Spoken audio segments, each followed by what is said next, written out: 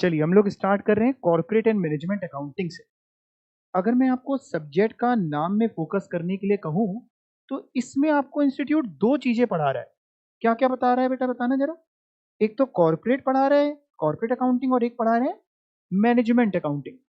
Corporate accounting वही जो आपने छोटे में हो सकता है कभी सुनी भी हो, हम नहीं कह रहे कि पढ़ी होगी, सुनी हो सकता है, शेयर कैपिटल वगैरह, डिवेंचर्स वगैरह, वो सारी तरीके हम लोग कॉर्पोरेट अकाउंटिंग में सीखेंगे, नहीं अकाउंट्स एक तरीके। मैनेजमेंट अकाउंटिंग बेसिकली रिलेटेड है कॉस्ट से, कॉस्टिंग से रिलेटेड है बेसिकली मैनेजमेंट अकाउंटिंग। अगर हम बात करें इस पेपर की तो बताइए ये पेपर नंबर कौन सा है। ये पेपर नंबर है 5, corporate and management accounting, paper number 5 है। टोटल कितने मार्क्स का पेपर होगा? कितना सही बता रहे हैं बच्चे, कह रहे हैं 100 मार्क्स का होगा सर। ओके बेटा, वेरी गुड। अच्छा, ये जो 100 मार्क्स का हमारा पेपर है, इसमें मैं अगर बात करूं, ये एमसीक्यू पेपर है कि नहीं? एमसीक्यू है। टोटल कितने एमसीक्यू आएंगे? 100 एमसीक्यू होंगे। अच्छा जी, हर एक एमसीक्यू कितने मार्क्स का हुआ? मतलब अगर आप सही करके आते हैं, करेक्ट, राइटिंग पे मत जाना, देखो इसमें ऐसे ही आती है, इतनी गंदी वास्तव में नहीं है, वास्तव में कम गंदी है। करेक्ट आंसर के लिए +1 ईच मिलेंगे आपको, और अगर आप गलत करके आए तो बच्चे कह रहे हैं कितना माइनस हो जाएगा, यानी नेगेटिव मार्किंग है, -0.25 हो जाएंगे भैया। और अगर आप करके ही नहीं आए, नॉट अटेम्प्टेड, तो आपको उस क्वेश्चन का अंडा मिलेगा, 0, 0, कुछ नहीं मिलेगा। ठीक है, मार्क्स चाहिए कितने आपको? अरे पता है, बताओ भाई, पता है तुम लोगों को? आपको 40 मार्क्स चाहिए। 40 तो इंडिविजुअल चाहिए। एग्रीगेट कितना चाहिए? 50 मार्क्स चाहिए आपको पास होने के लिए, जिसमें कॉर्पोरेट एंड मैनेजमेंट अकाउंटिंग शुरू करने जा रहे हैं।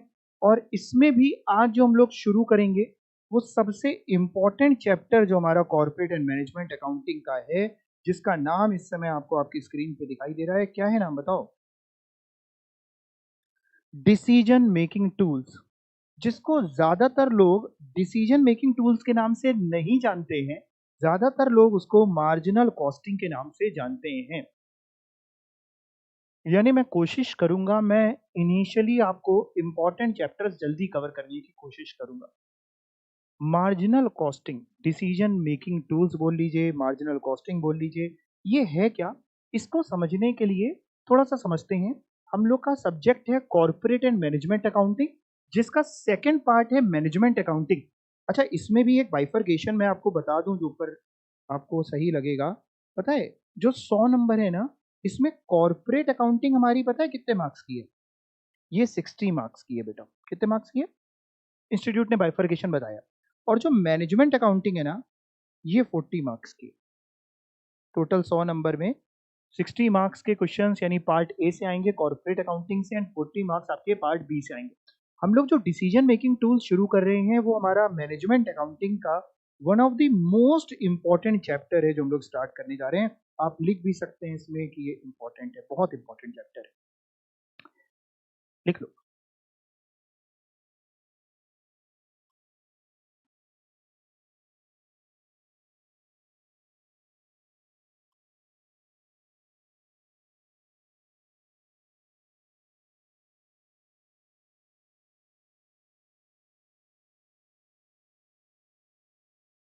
चलिए, अब इसको समझने के लिए थोड़ा सा हम लोग कॉस्ट के बारे में समझते हैं।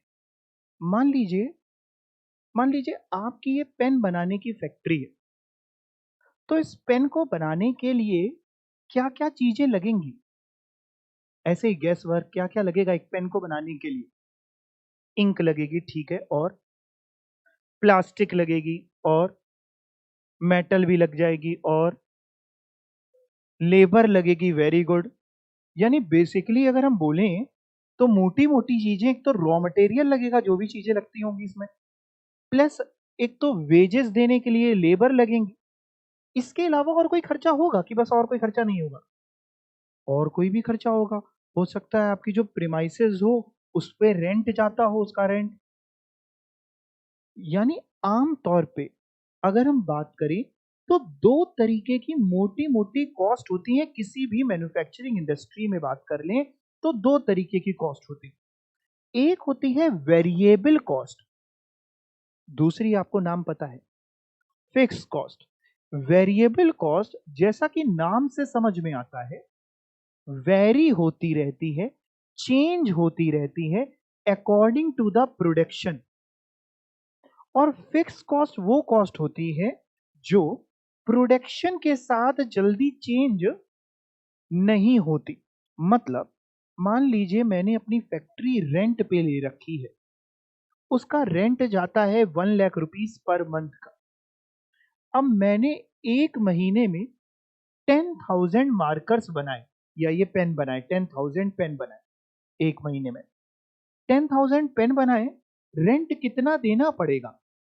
1 लाख का ही देना पड़ेगा।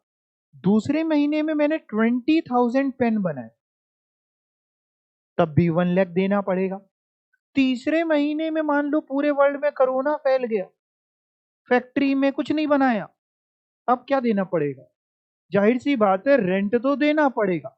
चौथे महीने में मैं घूमने चला गया, रेंट देना पड़ेगा, देना पड़ेगा।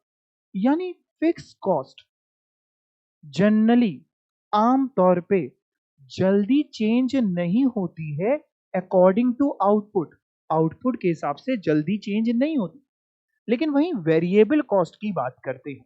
मान लीजिए एक पेन को बनाने के लिए 2 रुपए की प्लास्टिक लगती है, 1 रुपए की इंक लगती है, और थोड़ी देर मान लेते हैं और कुछ नहीं लगता पेन को बनाने के लिए, यानी टोटल 3 रुपए की वेरिएबल कॉस्ट लगती है एक पेन को बनाने के लिए। 2 रुपए की प्लास्टिक, 1 रुपए की इंक। वैसे एक और वेरिएबल है मोटा मोटा, कौन सी होगी? लेबर भी होगी, चलो उसको भी जोड़ ही लेते हैं।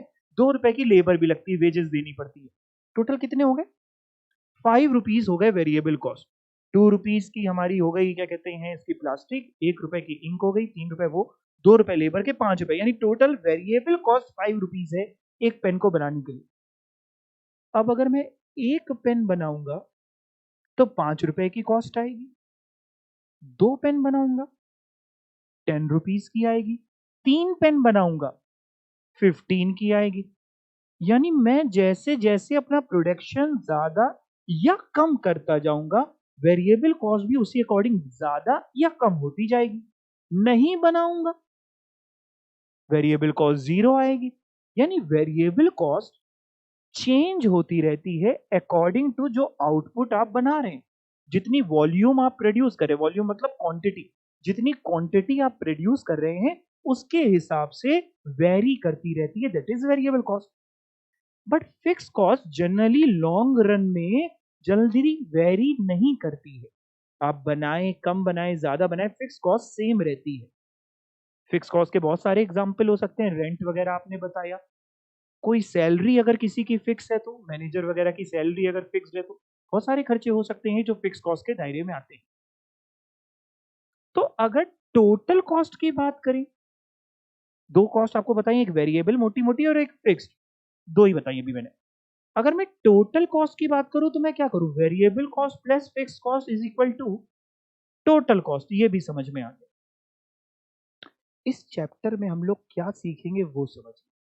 ये चैप्टर का नाम पे अगर फोकस करें, जो इंस्टीट्यूट ने दिया है डिसीजन मेकिंग टूल, यानी अगर आपको अपनी ऑर्गेनाइजेशन में, अपनी फैक्ट्री में कोई डिसीजन लेना होगा तो कह रहे हैं ये चैप्टर बहुत काम आएगा। हमने कहा सर जैसे? कह रहे जैसे मान लीजिए आप ये पेन बनाते हैं, अब ये पेन मैं बेचूंगा तो मेरे को पता करना है, मेरे को डिसाइड करना है कि मैं ये पेन कितने का बेचूं।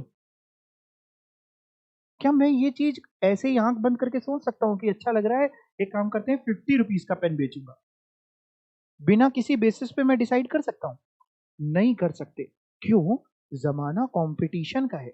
अगर मैंने किसी भी ना बेसिस पे मान लो डिसाइड कर लिया कि मैं 50 रुपए का बेचूंगा, और मान लीजिए मेरा कॉम्पिटिटर मार्केट में इसी तरीके का पेन 40 रुपीज में, 30 रुपीज में, 25 रुपीज में बेच रहा है, तो जाहिर सी बात है कोई मेरा पेन क्यों खरीदेगा? उसका खरीदेगा ना। और अगर उल्टा मान लीजिए मैंने डिसाइड कर लिया ठीक है मैं ये पेन बेचूंगा 10 रुपीज में, तो एक और दिक्कत तब भी हो सकती है। कम पे क्या दिक्कत हो सकती है? हो सकता है इस पेन को मेरी बनाने की मेरी जो कॉस्टिंग पड़े वो 15 रुपए पड़े, और बिना निकाले अगर मैंने 10 का बेचना शुरू कर लिया तो बिकेगा तो धड़ल्ले से। लेकिन जैसा इन्होंने कहा, हम सरवाइव ही नहीं कर पाएंगे, हमारी एंटरप्राइज लॉस पे जाने लगेगी। यानी कभी भी अगर आपको ये तय करना हो कि किसी प्रोडक्ट को किस दाम पे मार्केट में उतारें, तो बहुत सारे फैक्टर्स तो रहते ही हैं, उसके साथ साथ ये भी देखना पड़ता है कि उसको बनाने की कॉस्टिंग कितनी आई, एक्चुअल कॉस्ट कितनी आई।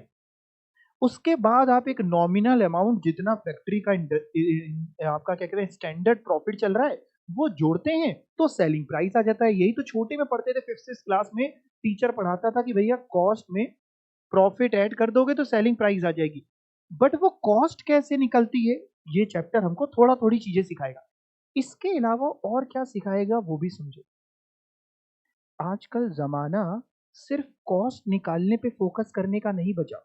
मैंने मान लो इस पेन को बनाने की कॉस्ट तो निकाल ली कि मेरे को 10 रुपीज की कॉस्टिंग आती है, लेकिन सिर्फ इससे काम नहीं चलता।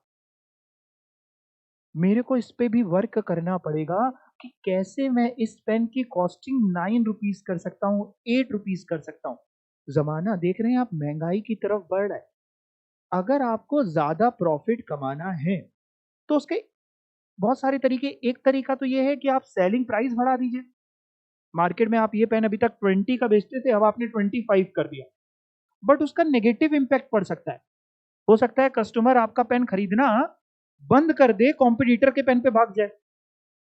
तो आपके पास ये जो रास्ता होता है सेलिंग प्राइस बढ़ाने का, ये सभी इंडस्ट्री के पास नहीं होता, केवल उन्हीं के पास होता है जिनका नाम बिक रहा है। तो बढ़ा लीजिए, कोई बात नहीं। कस्टमर कहेगा ठीक है 20 की जगह 25 का मिल रहा है, बनारसी के लड्डू हैं, हर साल 20-20 40-40 रुपए महंगा बेच रहा है, लोग खरीद रहे हैं लाइन लगा के। अगर उस तरीके का आपका प्रोडक्ट है तो कोई दिक्कत ही नहीं। उस तरीके का प्रोडक्ट नहीं तो आप सेलिंग प्राइस जल्दी नहीं बढ़ा सकते। तो आपको किस चीज पे फोकस करना होगा? कॉस्टिंग कम करने में। आज की ऑर्गेनाइजेशंस में एक डिपार्टमेंट होता है जो इस चीज पे काम कर रहा होता है, R&D department, research and development department होता है जो इस पे भी फोकस कर रहा होता है कि कॉस्टिंग सर कैसे कम होगी। जैसे आप एग्जाम्पल ले लीजिए, डेयरी मिल्क चॉकलेट तो आप खाते ही होंगे, पहले भी खाते होंगे, आज भी खाते होंगे। अब दोनों में एक फर्क आ गया है, नोटिस किया हो अगर आपने तो।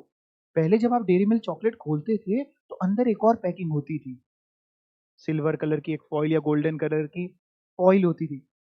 अब नहीं होती, अब खोलो तो डायरेक्ट निकल आती है। बहुत महंगी वाली में होती, नॉर्मल वालों में नहीं होती।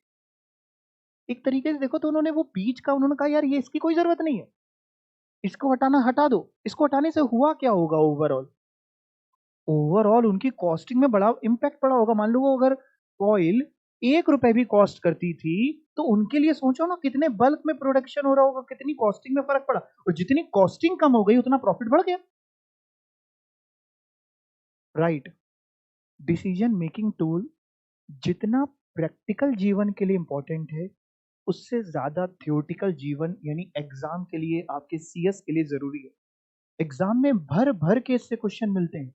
हर 2 4 5 क्वेश्चन के बाद एक question institute decision making tool का जरूर डाल देता है, क्योंकि इससे बनाने भी आसान होते हैं, फॉर्मूला बेस्ड होते हैं, क्वेश्चन जल्दी बन जाते हैं। शुरू किया जाए। अच्छा, शुरू करने से पहले एक बात और समझा देता हूँ फिर शुरू करता हूँ। आपने पढ़ा 2 तरीके की कॉस्ट होती है, वेरिएबल कॉस्ट और फिक्स कॉस्ट। अगर मैं एक चीज बताऊं, बाकी मैंने लिख रखा है, इसको आपको लिखने की जरूरत नहीं है। छोटे में आपने कहा था कि सेल्स में से अगर कोई इंसान कॉस्ट माइनस कर लेता है तो क्या आ जाता है बेटा? सर प्रॉफिट आ जाता है। अगर हम सेल्स में से कॉस्ट को माइनस कर लें तो हमारा प्रॉफिट आ जाता है। ठीक है बेटा, प्रॉफिट आ जाता है। कॉस्ट को इतनी तरीके क्यों हुई? 2 तरीके की, यानी मैं ये भी लिख सकता हूं कि सेल्स में अगर मैं वेरिएबल कॉस्ट भी माइनस कर लूं और फिक्स कॉस्ट भी माइनस कर लूं तो मेरा प्रॉफिट आ जाता है, ये कह सकता हूं। ठीक है, इसको अगर मैं और सुंदर तरीके से टेबल के फॉर्म में लिखना चाहूं तो मैं ऐसे लिख सकता हूं कि जब मैं सेल्स में से वेरिएबल कॉस्ट माइनस करता हूं, सेल्स में से वेरिएबल कॉस्ट माइनस करता हूं तो मेरा कंट्रीब्यूशन आता है। और कंट्रीब्यूशन में यानी सेल वेरिएबल कॉस्ट माइनस करके सेल में से वेरिएबल कॉस्ट जो फिगर बचती है उसको कंट्रीब्यूशन बोलते हैं। क्यों बोलते हैं भी सिखाऊंगा। कंट्रीब्यूशन में जब मैं माइनस कर दूं फिक्स्ड कॉस्ट तो मेरा आता है प्रॉफिट या फिर लॉस। लॉस कब आ सकता है? मतलब मान लो ऐसे आ सकता है, जैसे एक एग्जांपल लें, अगर सेल है 100 रुपीज की, वेरिएबल कॉस्ट है 20, कंट्रीब्यूशन बताइएगा 80, मान लेते हैं फिगर्स थाउजेंड्स में ऐसे मान लेते चल रहे, ठीक है। और फिक्स कॉस्ट है आपकी 60 रुपीज की, प्रॉफिट आया कि लॉस आया? प्रॉफिट आया 20 रुपीज का। अगला एग्जाम्पल, सेल्स है आपकी 100 की, वेरिएबल कॉस्ट है 20 की, कंट्रीब्यूशन कितना? 80, लेकिन फिक्स कॉस्ट है 90 की, लॉस आएगा। अगर मैं आपसे कहूं हमको लॉस को प्रॉफिट में कन्वर्ट करना है,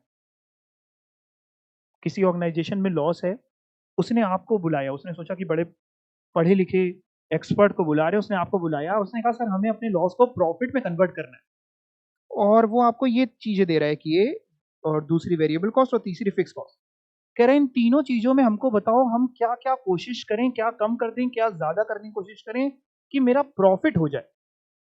सबसे पहले सेल्स, क्या कोशिश करें सेल्स में? सेल्स बढ़ाने की कोशिश करें। जब हम सेल्स बढ़ाने की कोशिश करते हैं तो सेल बनता ही दो चीजों से है, एक कितने का सेलिंग प्राइस है पर यूनिट, और एक कितनी यूनिट आपने बेची, नंबर ऑफ यूनिट सोल्ड।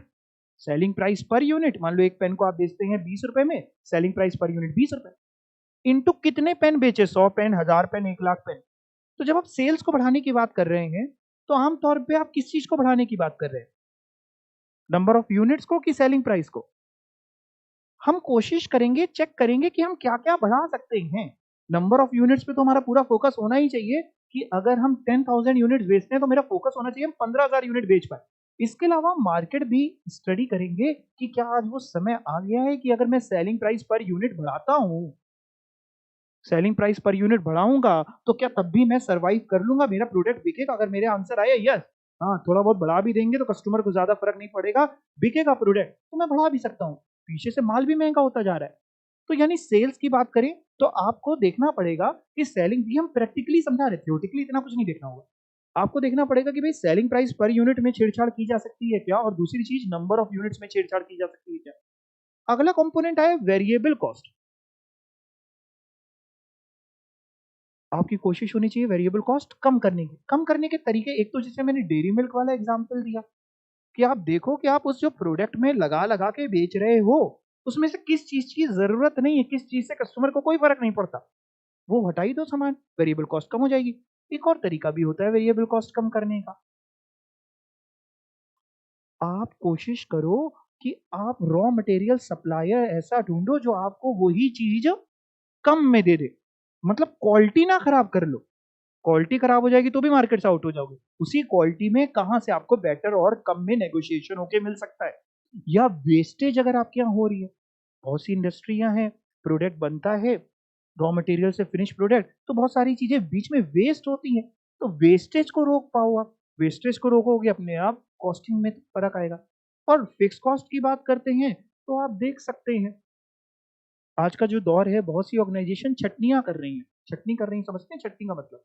मतलब छटनी का मतलब होता है कि अनवांटेड एम्प्लॉयज को निकाल रही हैं। मान लो अब आपने अपने यहाँ 3 प्रोडक्शन मैनेजर रख रखे हैं, अब आपको समझ में आ रहा है यार ये जो काम है ये 2 कैसे हो जाएगा, तीसरे की जरूरत नहीं है, हटा दो, क्या बचेगी? सैलरी बचेगी, उसकी फिक्स कॉस्ट कम हो सकती है। या मान लो आपने रेंट पे ले रखा है फैक्ट्री, जितनी बड़ी फैक्ट्री आपने ले रखी है आपको लग रहा है उतनी बड़ी की जरूरत नहीं है, आप कम कर सकते हो, स्पेस कम कर लो, रेंट कम हो जाएगा।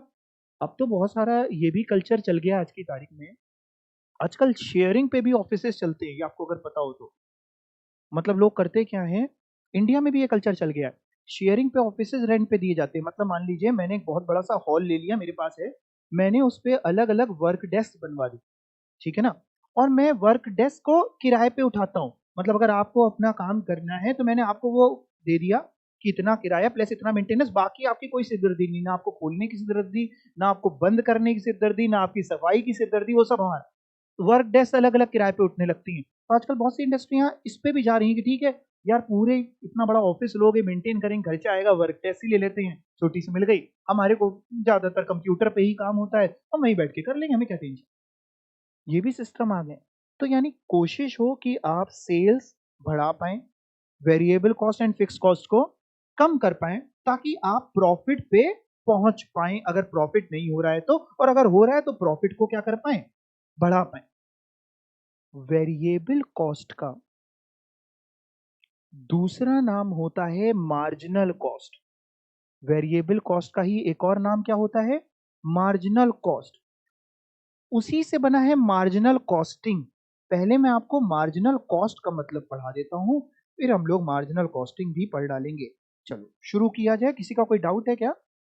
नहीं, शुरू करते हैं। चलिए, decision making tool lesson number 18, और सबसे पहले मार्जिनल कॉस्ट क्या होता है वो सीखने जा रहे हैं। तो सर हम मार्जिनल कॉस्ट को लिख सकते हैं कि और करके लिख लो बेटा, और इसको हम वेरिएबल कॉस्ट के नाम से भी जानते हैं। मार्जिनल कॉस्ट बोल लीजिए या वेरिएबल कॉस्ट बोल लीजिए, एक ही बात होती है।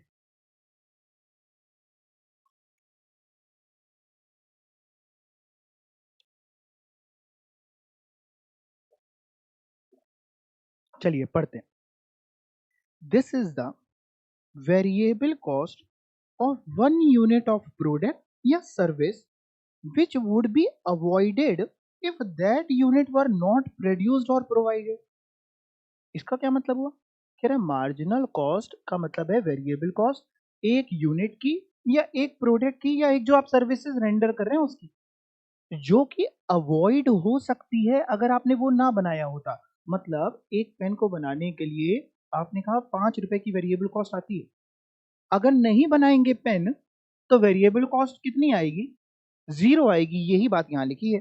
This is the variable cost of one unit of product और service which would be avoided, जो अवॉइड हो सकती थी if that unit were not produced और प्रोवाइडेड। अच्छा, सर्विस इंडस्ट्री में कैसी वेरिएबल कॉस्ट? प्रोडक्शन में तो आप समझ गए भैया, पेन को बनाने के लिए जो रॉ मटेरियल लग रहा है। सर्विस इंडस्ट्री में भी वेरिएबल कॉस्ट आती होगी। बिल्कुल आती है। मान लीजिए आप ब्यूटी पार्लर का एग्जाम्पल ले लीजिए। अब ब्यूटी पार्लर आप गए फेशियल कराने, उसकी वेरिएबल कॉस्ट आती होगी, यस और नो? कौन सी, किस तरीके की वेरिएबल कॉस्ट? वो जो गोरा करने वाला क्रीम लगा रही है या लगा रहा है, वो वेरिएबल है ना, दैट कैन बी अवॉइडेड। अगर उसको गोरा ना किया जाए तो बच जाएगी। ठीक है, और आगे देखिए, it is the total variable cost जो एक यूनिट के लिए एट्रीब्यूटेबल है, उससे रिलेटेड है। सर कैसे निकालते हैं वेरिएबल कॉस्ट, मार्जिनल कॉस्ट कैसे निकालते हैं? तो इसके लिए अगर समझें तो लिखा है it is the sum of दो चीजों का टोटल कर दो, एक प्राइम कॉस्ट का और एक किसका बेटा, वेरिएबल ओवरहेड का। प्राइम कॉस्ट क्या होती है? एक प्रोडक्ट को बनाने के लिए जितने डायरेक्ट वेरिएबल खर्चे होते हैं वो सब प्राइम कॉस्ट कहलाती है। मतलब डायरेक्ट मटेरियल, जैसे इस पेन को बनाने के लिए जो मटेरियल लगा, डायरेक्ट लेबर, और कोई डायरेक्ट अगर स्पेंस से रिलेटेड कोई एक्सपेंस हुआ, डायरेक्ट एक्सपेंस, ये होती है प्राइम कॉस्ट। ये सब तो वेरिएबल है ही। इसके अलावा एक होता है वेरिएबल ओवरहेड। ओवरहेड का मतलब होता है इनडायरेक्ट एक्सपेंस। कौन सा मतलब होता है ओवरहेड का? मतलब होता है ओवरहेड को हम लोग बोलते हैं indirect expense. Sir indirect expense जैसे कि फॉर एग्जाम्पल ऐसे समझ लीजिए, मान लीजिए मैं अपनी फैक्ट्री में पेन भी बनाता हूं और ये रिमोट भी बनाता हूं, दोनों चीजें बनाता हूं अपनी फैक्ट्री में। और मैंने अपनी फैक्ट्री में रख रखा है एक क्लीनर रख रखा है, हाउसकीपिंग स्टाफ होता है ना जो झाड़ू पोछा लगाता है, वो रख रखा है। अब जरा बताइए, उसको जो मैं वेजेस दे रहा हूं वो इस पेन के लिए दे रहा हूं कि इसके लिए दे रहा हूं कि दोनों के लिए दे रहा हूं? दोनों के लिए दे रहा हूं। यानी वो डायरेक्टली ना इससे रिलेटेड है ना इससे रिलेटेड है, लेकिन बिना उसके भी काम नहीं चलेगा, जरूरी तो वो भी है। ऐसे खर्चे जो डायरेक्टली आप किसी प्रोडक्ट से रिलेट नहीं कर सकते वो कहलाते हैं ओवरहेड। अब ओवरहेड में एक हो गया फिक्स्ड, वो बाद में आपको समझाया जाएगा, फिक्स नाम ही समझ में आ रहा है, फिक्स्ड फिक्स खर्चा है। और एक हो गया वेरिएबल। तो जब हम वेरिएबल कॉस्ट की बात करते हैं, सुनना, वेरिएबल कॉस्ट एक बड़ा वर्ड है, वेरिएबल ओवरहेड छोटा वर्ड है। वेरिएबल कॉस्ट की जब बात करते हैं तो उसमें डायरेक्ट मटेरियल भी आ जाता है, डायरेक्ट लेबर भी आ जाती है, डायरेक्ट एक्सपेंस भी आ जाता है और वेरिएबल ओवरहेड भी आ जाते हैं, तब बनती है वेरिएबल कॉस्ट। पढ़ के देखते हैं क्या लिखा है, उसके नीचे कुछ लिखा है कि अभी आपको ऊपर सिखाया गया कि marginal cost is equal to variable cost, और variable cost is equal to क्या बेटा, prime cost plus variable overhead. Sir prime cost क्या होती है? प्राइम कॉस्ट का मतलब होता है सारे डायरेक्ट खर्चे अगर हम जोड़ दें, यानी जिसको हमने इन अदर वर्ड्स लिखा है कि marginal cost is equal to direct material plus direct labour plus direct expenses plus variable overhead. मतलब अगर ये केवल 3 चीजें जोड़ देना बेटा तो पता है क्या बनती है? Prime cost. अगर केवल ये 3 चीजें आप जोड़ दें तो आपको प्राइम कॉस्ट नजर आ जाती है। यानी हम कह सकते हैं marginal cost is equal to variable cost is equal to prime cost plus variable overhead. Right, prime cost plus variable overhead is equal to variable cost और मार्जिनल कॉस्ट। ठीक है, तो सर चैप्टर का नाम मार्जिनल कॉस्ट तो था नहीं, तो क्या था बेटा? सर चैप्टर का नाम था, बताओ बेटा क्या था? डिसीजन मेकिंग टूल, या फिर अगर इधर देखें तो क्या लिखा है ब्रैकेट में, मार्जिनल कॉस्टिंग। ठीक, मार्जिनल कॉस्ट तो समझ में आ गया, मार्जिनल कॉस्टिंग क्या चीज है? चलिए पढ़ने से पहले आपको समझा देते हैं, फिर जल्दी पढ़ लेंगे। मार्जिनल कॉस्टिंग का मतलब है कि हम मार्जिनल कॉस्ट वगैरह को लगा करके एनालिसिस करें कि मैं कितना प्रोडक्ट बना के बेचूंगा तो उससे मेरे प्रॉफिट कितना होगा। यानी फिर से समझें, मार्जिनल कॉस्ट को यूज करके अगर बढ़ा घटा करके हम चेक करें कि कितनी क्वांटिटी बेचने पे कितना इंपैक्ट आएगा प्रॉफिट पे, वो होती है मार्जिनल कॉस्टिंग। फिर से समझिए एक और लाइन से, हम सेल ऊपर नीचे करेंगे, सेल कम या ज्यादा यूनिट्स में, यूनिट्स की बात कर लेते हैं। जाहिर सी बात है वेरिएबल कॉस्ट भी कम या ज्यादा होगी, होगी कि नहीं? एक पेन बनाओगे, एक पेन बेचोगे, वेरिएबल कॉस्ट एक पेन की आएगी, 4 बेचोगे 4 की आएगी। सेल की यूनिट जब ऊपर नीचे करेंगे, यानी वेरिएबल कॉस्ट जब ऊपर नीचे करेंगे, उसका क्या इंपैक्ट होगा प्रॉफिट पे, इस पूरी स्टडी को हम कहते हैं मार्जिनल कॉस्टिंग। पढ़ के देखते हैं। It refers to the ascertainment of marginal cost. कह रहा है पहले तो आप मार्जिनल कॉस्ट एसर्टेन कर लो, निकाल लो, एंड उसका इफेक्ट देखो on profit of change in volume. Change in volume का मतलब, वॉल्यूम का मतलब होता है क्वांटिटी बेटा, चेंज इन वॉल्यूम का मतलब होता है क्वांटिटी, वॉल्यूम का मतलब लिख दे रहा हूं क्वांटिटी, सेल की क्वांटिटी। कह रहा है इफेक्ट देखो मार्जिनल कॉस्ट का प्रॉफिट पे अगर आप वॉल्यूम चेंज करते हो, क्वांटिटी कम ज्यादा करते हो, या टाइप ऑफ आउटपुट चेंज करते हो। टाइप ऑफ आउटपुट मतलब कि मैं उस प्रोडक्ट से, उस प्लास्टिक से पेन भी बना सकता हूं और सेम प्लास्टिक से मैं रिमोट भी बना सकता हूं। तो मैं कोशिश करूंगा वो बनाने की जिसमें ज्यादा मेरा फायदा होगा। कि टाइप ऑफ आउटपुट, मैं पेन बना के बेचता हूं, अभी मेरे को लग रहा है यार अगर यही सेम प्लास्टिक मैं इसको बनाने में लगाऊंगा तो ज्यादा मुनाफा होगा, उसको चेंज करना। यानी टाइप ऑफ आउटपुट या चेंज इन वॉल्यूम को अगर हम चेंज करते हैं तो मार्जिनल कॉस्ट का क्या इंपैक्ट होगा प्रॉफिट पे, ये चीज होती है मार्जिनल कॉस्टिंग। लेकिन मार्जिनल कॉस्ट हमें पता कैसे चलेगी? हमें तो आमतौर पे टोटल कॉस्ट दी होगी, टोटल कॉस्ट में फिक्स्ड भी होगी और मार्जिनल भी होगी, यानी वेरिएबल कॉस्ट भी होगी। टोटल कॉस्ट में ऐसा मैं क्या हटा दूं कि वेरिएबल बचे? जाहिर सी बात है टोटल कॉस्ट में फिक्स कॉस्ट हटा दूंगा तो वेरिएबल बचेगी। यानी मैं कह सकता हूं मैं कॉस्ट में डिफरेंशिएट करूंगा कि कितना फिक्स्ड पोर्शन है और कितना वेरिएबल पोर्शन है। कह रहे ये काम आप करेंगे कैसे? बाय डिफरेंशिएटिंग बिटवीन कि कौन कौन सी फिक्स कॉस्ट है और कौन कौन सी वेरिएबल कॉस्ट है। तो फिर से पढ़ें, it refers to ascertainment of marginal cost निकालना, and of the effect on profit, उसका प्रॉफिट में इफेक्ट देखना, ऑफ चेंज इन वॉल्यूम अगर क्वांटिटी में चेंज करें, बाय डिफरेंशिएटिंग अलग अलग करके fix cost and variable cost. ठीक है, इट ब्रिंग्स आउट क्या रिलेशनशिप बिटवीन, किसके किसके रिलेशनशिप? प्रॉफिट में और वॉल्यूम ऑफ आउटपुट में, कि आउटपुट कितना बढ़ाते जाएंगे तो उससे प्रॉफिट में क्या फर्क आता जाएगा। Any doubt? नहीं। आपने कहा 3 तरीके की कॉस्ट होती है, सर आपने तो 2 ही बताई। मैंने 2 बताई आपको, कौन कौन सी? एक फिक्स बताई और एक वेरिएबल बताई। एक और होती है, पहले फिक्स और वेरिएबल सिखा दूं फिर तीसरे में पहुंचूंगा। सबसे पहले फिक्स कॉस्ट के बारे में पढ़ते हैं। Fix cost are those cost which are fix. देखो कितना बढ़िया लिखा है, फिक्स कॉस्ट वो कॉस्ट होती हैं जो फिक्स्ड होती हैं and do not very with the level of output. मतलब अगर आप लेवल ऑफ आउटपुट मतलब क्वांटिटी, ज्यादा बनाओ कम बनाओ, उससे फिक्स कॉस्ट चेंज नहीं होती। Fix cost always remain the same even at zero level of output. इसका क्या मतलब है? अगर नहीं भी बनाएंगे तो भी फिक्स कॉस्ट रेंट वगैरह तो जा ही रहा है, यानी जीरो आउटपुट होगा तो भी फिक्स कॉस्ट तो सेम ही होने वाली है। जैसे कि क्या एग्जांपल हो सकता है? मैनेजर की सैलरी, रेंट, टैक्सेस एक्सेट्रा। यहाँ कौन से टैक्स की बात हो रही है? इनकम टैक्स वगैरह की बात नहीं कर रहे हैं नॉर्मली। कौन से टैक्स की? जो आपने प्रॉपर्टी है उसका हाउस टैक्स वगैरह जाता होगा ना, वाटर टैक्स, वो सब तो आपको देना ही पड़ेगा। कुछ नोट लिखे हैं लेकिन उसको बाद में पढ़ेंगे, पहले मैं वेरिएबल कॉस्ट की तरफ आपको ले चलता हूं, फिर नोट की तरफ पढ़ेंगे। Variable cost are those cost which are not fixed. देख रहे हैं आप कितनी बेहतरीन लाइन है।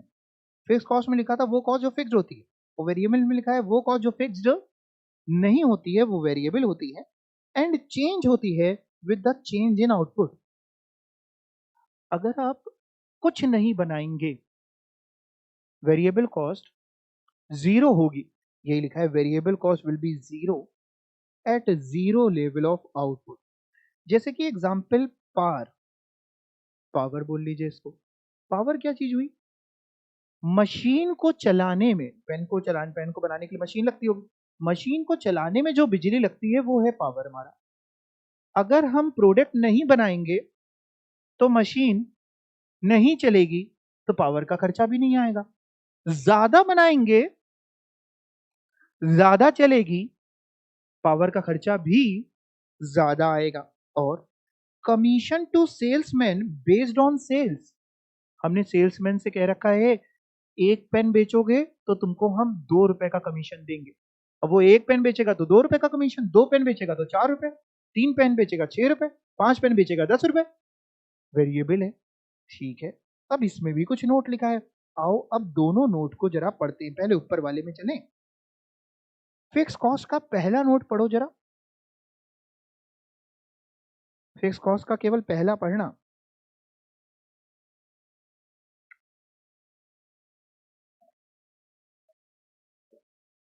पढ़ लिया?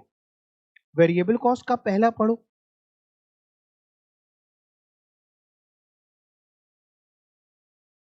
गलत छप गया क्या? नहीं, उल्टा छपा है ना। ऊपर क्या होना चाहिए था फिक्स कॉस्ट में? कि सेम होती है। और वेरिएबल में क्या होना चाहिए था? कि चेंज होती है। लेकिन लिखा क्या है इसमें? जो लिखा है पहले से वो पढ़े। Fix cost per unit of output will change with the level of output. Fix cost में लिखा है कि वो चेंज होती है, और वेरिएबल में लिखा है per unit of output will remain same. गलत है कि सही है? सर आपने लिखा है तो सही होगा, लेकिन अंदर से फीलिंग यही आ रही है कि गलत है। चलो आपको समझाता हूं दोनों क्या चीज लिखी है, और बिल्कुल सही लिखा हुआ है। मतलब समझने की कोशिश करते हैं। जैसे मान लीजिए, एग्जाम्पल लें अगर, मान लीजिए आपके यहाँ पे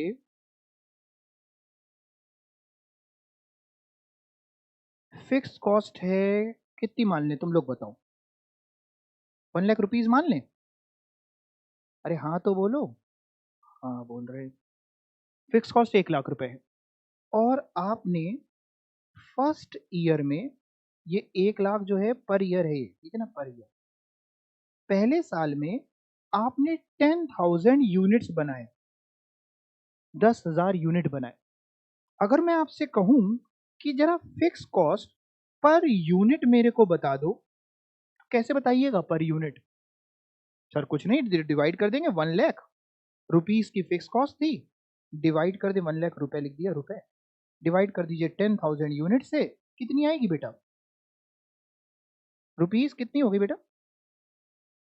10। कैलकुलेटर की जरूरत नहीं आपको? अच्छा ठीक है, अरे rupees 10 per unit. Okay, year 2 की बात करते हैं। मान लीजिए आपने सेकेंड ईयर में 20,000 यूनिट्स बनाई। फिक्स कॉस्ट तो वही रहेगी ना, टोटल जो थी 1 लाख रुपए, लेकिन आपने इस बार बनाई 20,000 यूनिट्स। अब अगर मैं आपसे कहूं इस साल, अगर मैं फिक्स कॉस्ट पर यूनिट को निकालने की बात करूं, फिक्स कॉस्ट पर यूनिट बताना कितनी आएगी? टोटल तो 1 लाख रुपए की फिक्स कॉस्ट रही, डिवाइड कर दें तो किससे, 20,000 से, कितना आएगा बेटा सर, 5 रुपए पर यूनिट, ₹5, यहाँ लिख दे रहा हूँ, ₹5 पर यूनिट। ये कैसे हुआ? आपने तो ऊपर समझा था कि फिक्स कॉस्ट तो सेम रहती है, चेंज नहीं होती, यहां तो आपको दिखाई दे रहा है कि भैया चेंज हो गई है। यानी मैं फिक्स कॉस्ट के लिए ये कह सकता हूं कि fix cost in total same होती है, in total fix cost same होती है, बट पर यूनिट चेंज होती जाएगी जैसे जैसे आप प्रोडक्शन कम या ज्यादा करते जाएंगे।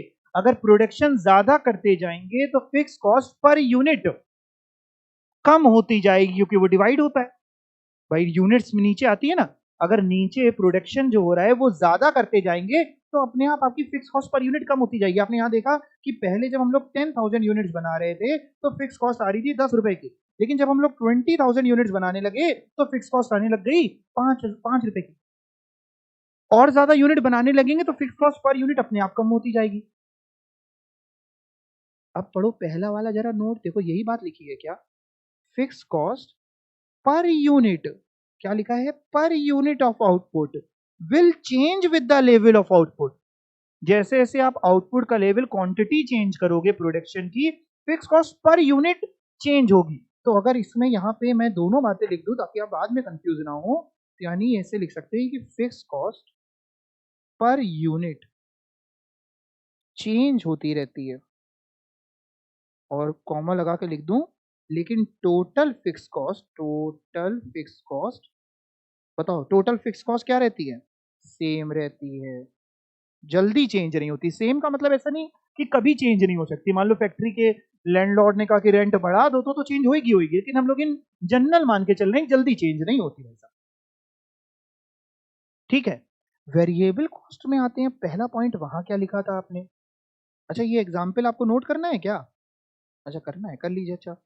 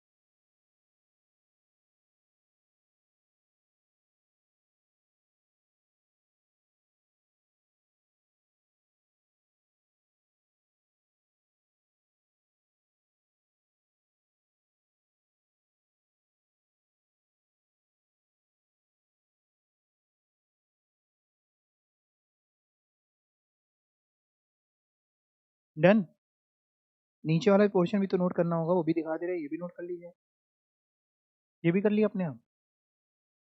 चलें आगे, वेरिएबल कॉस्ट का पहला पॉइंट पढ़ें।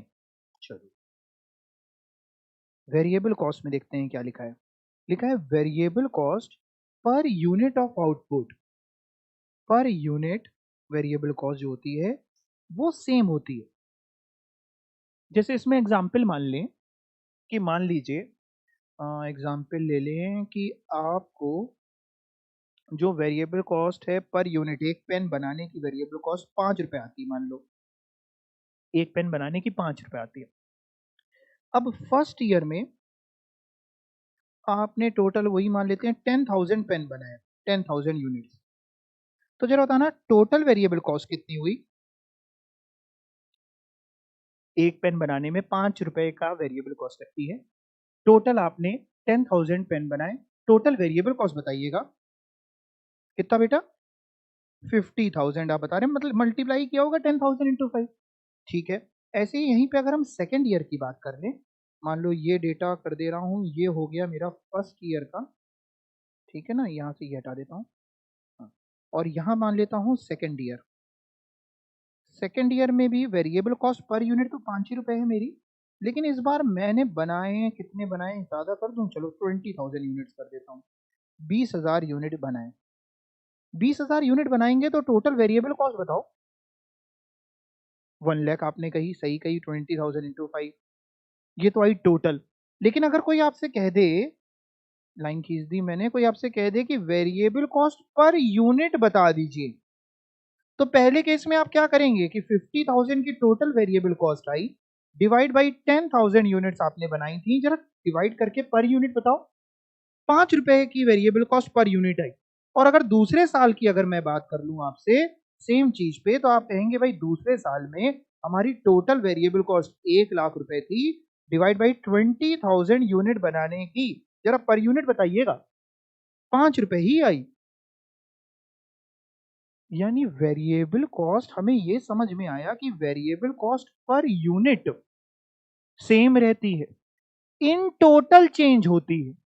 Variable cost per unit same होती है, लेकिन इन टोटल आप नहीं बनाएंगे तो जीरो आएगी, ज्यादा बनाएंगे ज्यादा टोटल वेरिएबल कॉस्ट आएगी।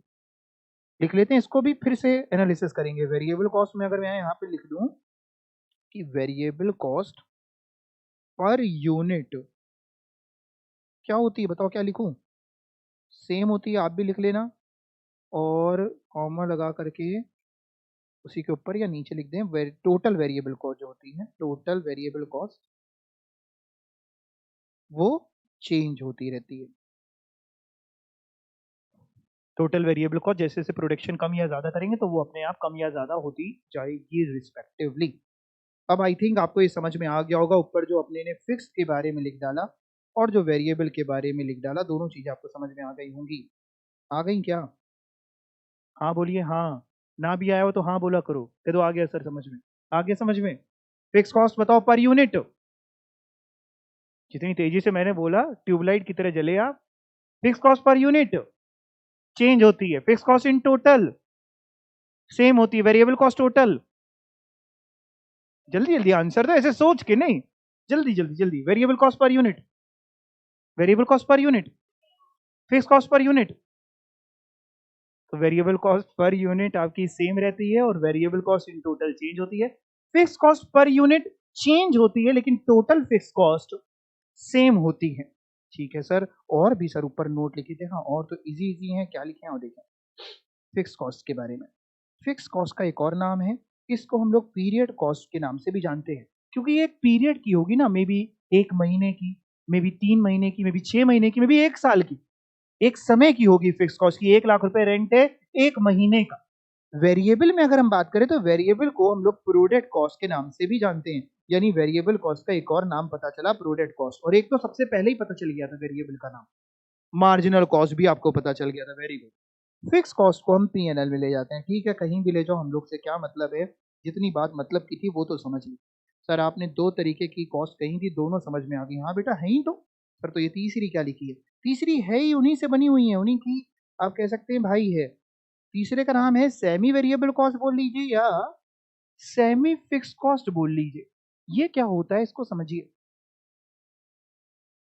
मान लीजिए आपको अपने घर से क्लासेस के लिए आना है और आपने ओला बुक करी, ठीक है।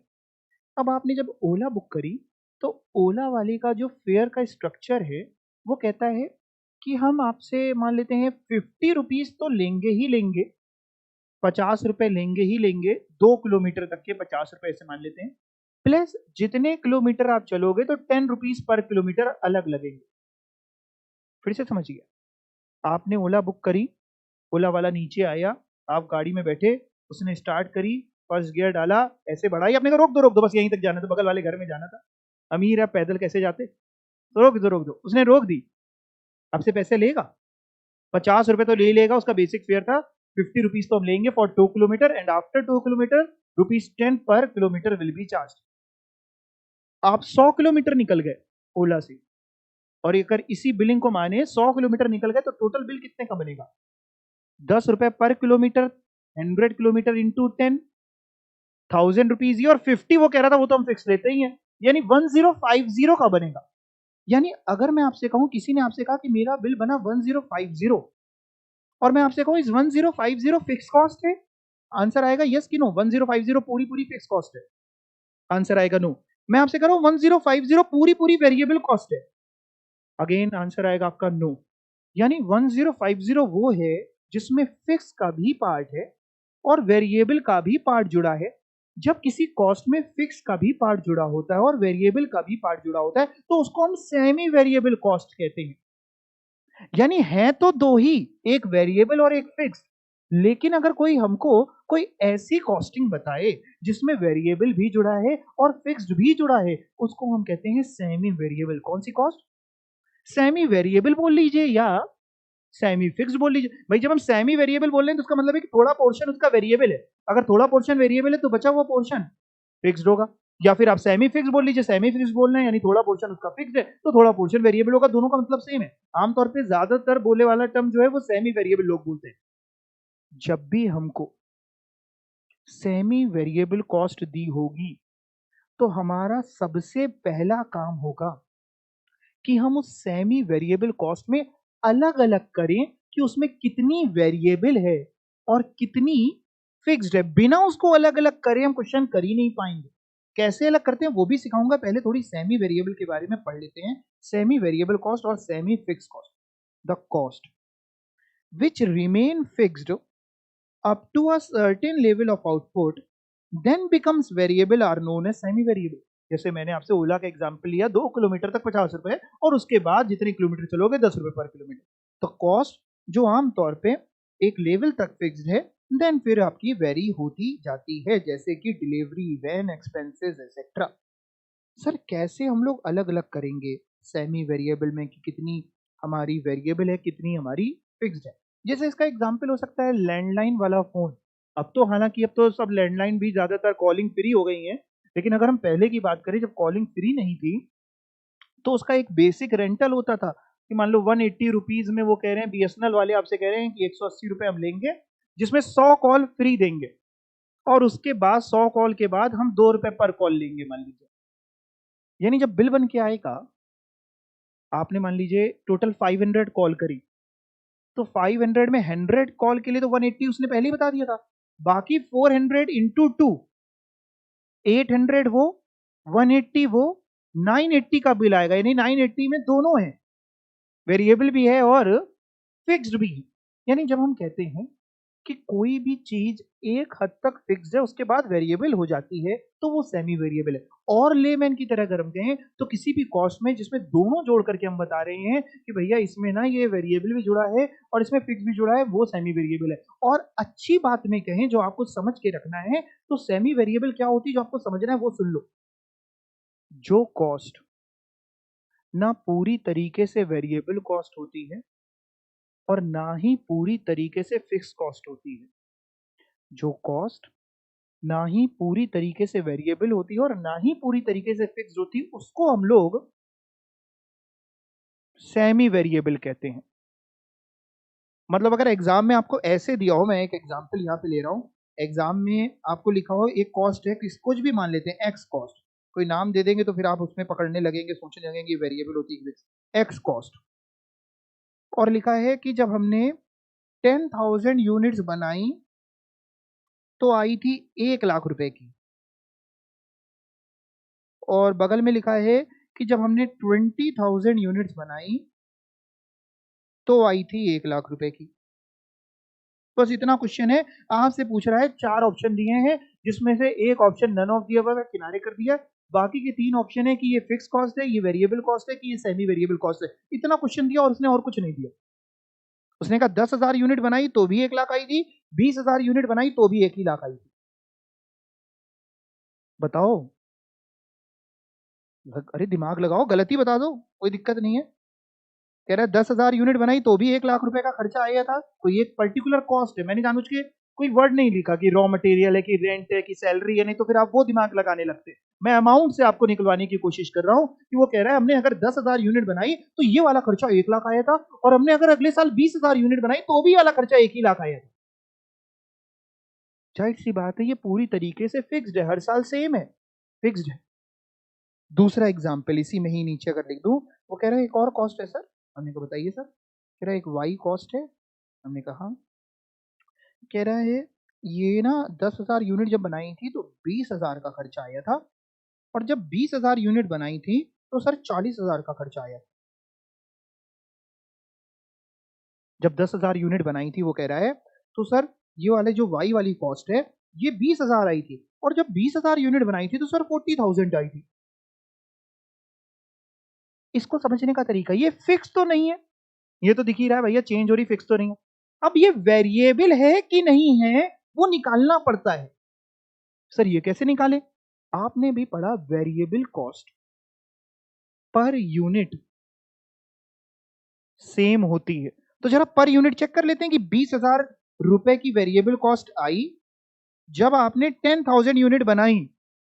कैलकुलेटर आपके पास है, एग्जाम में अलाउड है, आप यूज कर सकते हैं। पर यूनिट कितना हुआ? 20,000 divide by 10,000, 2 rupees per unit. अगर बगल वाले में भी 2 ही रुपीज पर यूनिट आया तो मैं कहूंगा कि हाँ ये वेरिएबल है। बगल में देखते हैं, वो कह रहा है 40,000 रुपीज की कॉस्ट आई जब मैंने 20,000 यूनिट बनाई। यहां पे पर यूनिट कितना आ रहा है? 40,000 डिवाइड बाई 20,000, 2 रुपीज। इससे समझ में आया कि ये वेरिएबल है। Variable cost per unit same होती है, तो मैंने पर यूनिट निकाल के चेक कर लिया, सेम निकली। Fix cost in total same होती है, दिखी रही थी 1 लाख 1 लाख सेम थी। तीसरी कॉस्ट उसने आपको दी, उसने कहा सर एक हमने ना जेड कॉस्ट आई थी। हमने कहा अच्छा। कह रहा 10,000 यूनिट बनाने पे 10,500 की आई थी। हमने कहा अच्छा। कह रहा 20,000 बनाने में, हमने कहा हाँ बताओ। कह रहा 20,500 की आई थी। हमने कहा अच्छा। 10,000 यूनिट बनाई थी तो 10,500 की थी, और ये वाली कॉस्ट 20,000 यूनिट बनाने पे 20,500 आई थी अगले साल। सबसे पहले हमने शुरू किया, हमने कहा देखें ये फिक्स कॉस्ट दिख रही है क्या? हमने कहा फिक्स तो नहीं दिख रही, फिक्स्ड होती तो दोनों साल 10,500 होती, या 20,500 होती, वो तो नहीं है। अब मैंने ये चेक किया कि क्या ये वेरिएबल है, जिसके लिए मैंने कैलकुलेटर उठाया। आपके पास अगर हो तो आप भी उठा सकते हैं। कैलकुलेटर में मैं पर यूनिट दोनों साल की निकाल लूंगा। अगर पर यूनिट सेम मिली तो मैं कह दूंगा वेरिएबल है, नहीं मिली तो वेरिएबल नहीं है। पहले साल की 10,500 डिवाइड किससे करूं बेटा? 10,000 यूनिट से, तो आई 1.05। 10,500 डिवाइड बाई 10,000 किया तो 1.05। दूसरे साल में जब किया 20,500 डिवाइड बाई 20,000 मैंने किया तो आई 1.025। सेम आई? सेम तो नहीं आई, ये वेरिएबल भी नहीं है। जब कोई चीज ना फिक्स्ड होती है ना वेरिएबल होती है, तो उस चीज को हम कहते हैं कि वो कॉस्ट सेमी वेरिएबल है। आपको एग्जाम के लिए जो ध्यान रखना है वो केवल यही ध्यान रखना है। आपको जब भी कोई कॉस्ट दी होगी आपको पहले ये चेक करना पड़ेगा कि ये फिक्स्ड है। फिक्स तो आमतौर पे आंखों से देख के जल्दी पता चल जाता है। आमतौर पे इन टोटल अगर अमाउंट लिखा है और सेम है, पहले साल की भी दूसरे साल की भी सेम है, तो वो फिक्स है। सेम नहीं है तो आपको चेक करना है कि वेरिएबल है क्या। ये वेरिएबल चेक करने का तरीका क्या है? आप पर यूनिट निकाल के एक बार चेक कर लीजिए अपने कैलकुलेटर पे, क्योंकि अगर वेरिएबल होगी तो पर यूनिट सेम होती है, जो आपने ऊपर देखा भी था और मैंने एग्जाम्पल भी दिया था। और अगर वेरिएबल कॉस्ट पर यूनिट जब आपने निकालने की कोशिश करी कैलकुलेटर पे, जो इस एग्जाम्पल में किया मैंने जेड कॉस्ट के साथ, और पर यूनिट सेम नहीं आया, तो आपको कहीं कुछ लिख रहा नहीं, आप ये समझ जाएंगे कि ये सेमी वेरिएबल है। और जब भी सेमी वेरिएबल होती है ना, तो उसमें से ना अलग करना पड़ता है। क्या अलग करना पड़ता होगा? कि कितनी इसमें फिक्स कॉस्ट जुड़ी है और कितनी इसमें वेरिएबल है, जिसका तरीका क्या होता है और देखते हैं, फिर इस क्वेश्चन को भी करेंगे। देखें क्या लिखा है। सेमी वेरिएबल कॉस्ट और semi fix cost, cost which remain fixed up to a certain level of output and then become variable are known as semi variable cost. Example, delivery van expenses. A simple way to segregate करने मतलब अलग अलग करना, ठीक है भाई। Segregate fix cost and variable cost, जिसका simple way क्या है? यार सबसे पहले आप वेरिएबल कॉस्ट पर यूनिट निकाल लीजिए, यानी अगर वो सेमी वेरिएबल है, पहले तो ये चेक कर लेंगे कि सेमी वेरिएबल है कि नहीं। अगर सेमी वेरिएबल ही नहीं है तो यहाँ जाएंगे नहीं। अगर सेमी वेरिएबल है तो मैं क्या करूंगा, मैं उसमें से पहले वेरिएबल कॉस्ट पर यूनिट निकालूंगा। सर उसका क्या फॉर्मूला लगाएंगे? Change in total cost upon change in units. Change in total cost upon change in unit. जैसे इस क्वेश्चन में जो मैंने आपके साथ करा, ये इसमें अगर मैं x वाली हटा दूं और y वाली हटा दूं, केवल सेमी वेरिएबल वाली रखूं, ये हटा देता हूं,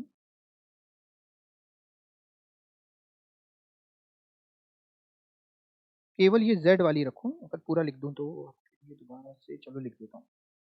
हाँ जी कितनी कितनी यूनिट्स मानी थी मैंने? 10,000 यूनिट्स मानी थी, और कितनी मानी थी बेटा? 20,000 यूनिट्स मानी थी। और z कॉस्ट, एक नाम लिया था कॉस्ट का, जो आई थी पहले केस में 10,500 की, और दूसरे केस में बेटा 20,500 की। और हम लोग ने ये तो देख ही लिया था कि ना ये फिक्स्ड है और ना ये वेरिएबल है, ये भी चेक कर लिया। अब सेमी वेरिएबल और सेमी वेरिएबल में कह रहा है अलग करने का तरीका क्या है, बताइए। कह रहा सबसे पहले आप वेरिएबल कॉस्ट पर यूनिट निकालना। हमने कहा फॉर्मूला क्या है? कह रहा फॉर्मूला है चेंज इन कॉस्ट। हमने कहा चेंज मतलब, कह रहा चेंज बोल लो या डिफरेंस बोल लो, difference in cost upon difference in unit, यानी change in cost in change upon change in unit. जैसे इस एग्जांपल में अगर मैं बात करूं, इस एग्जांपल में चेंज इन कॉस्ट 20,500 माइनस कितना करें बेटा? 10,500 upon change in unit 20,000 units minus 10,000 units. जरा सॉल्व करिएगा। 20,500 माइनस 10,500 कितना होता है? 10,000 होता है, आप कह रहे हैं। अपॉन 10,000 यूनिट कितनी आई है? क्या बात है, वेरिएबल कॉस्ट आ गई हमारी ₹1 पर यूनिट। हमने कहा ठीक है, ये तो हमने निकाल लिया। हमने कहा लेकिन ये तो वेरिएबल निकली, इसमें तो दोनों जुड़े हुए थे। क्या क्या जुड़े थे? दो चीजें, वेरिएबल भी जुड़ी थी और फिक्स्ड भी। फिक्स कैसे निकली?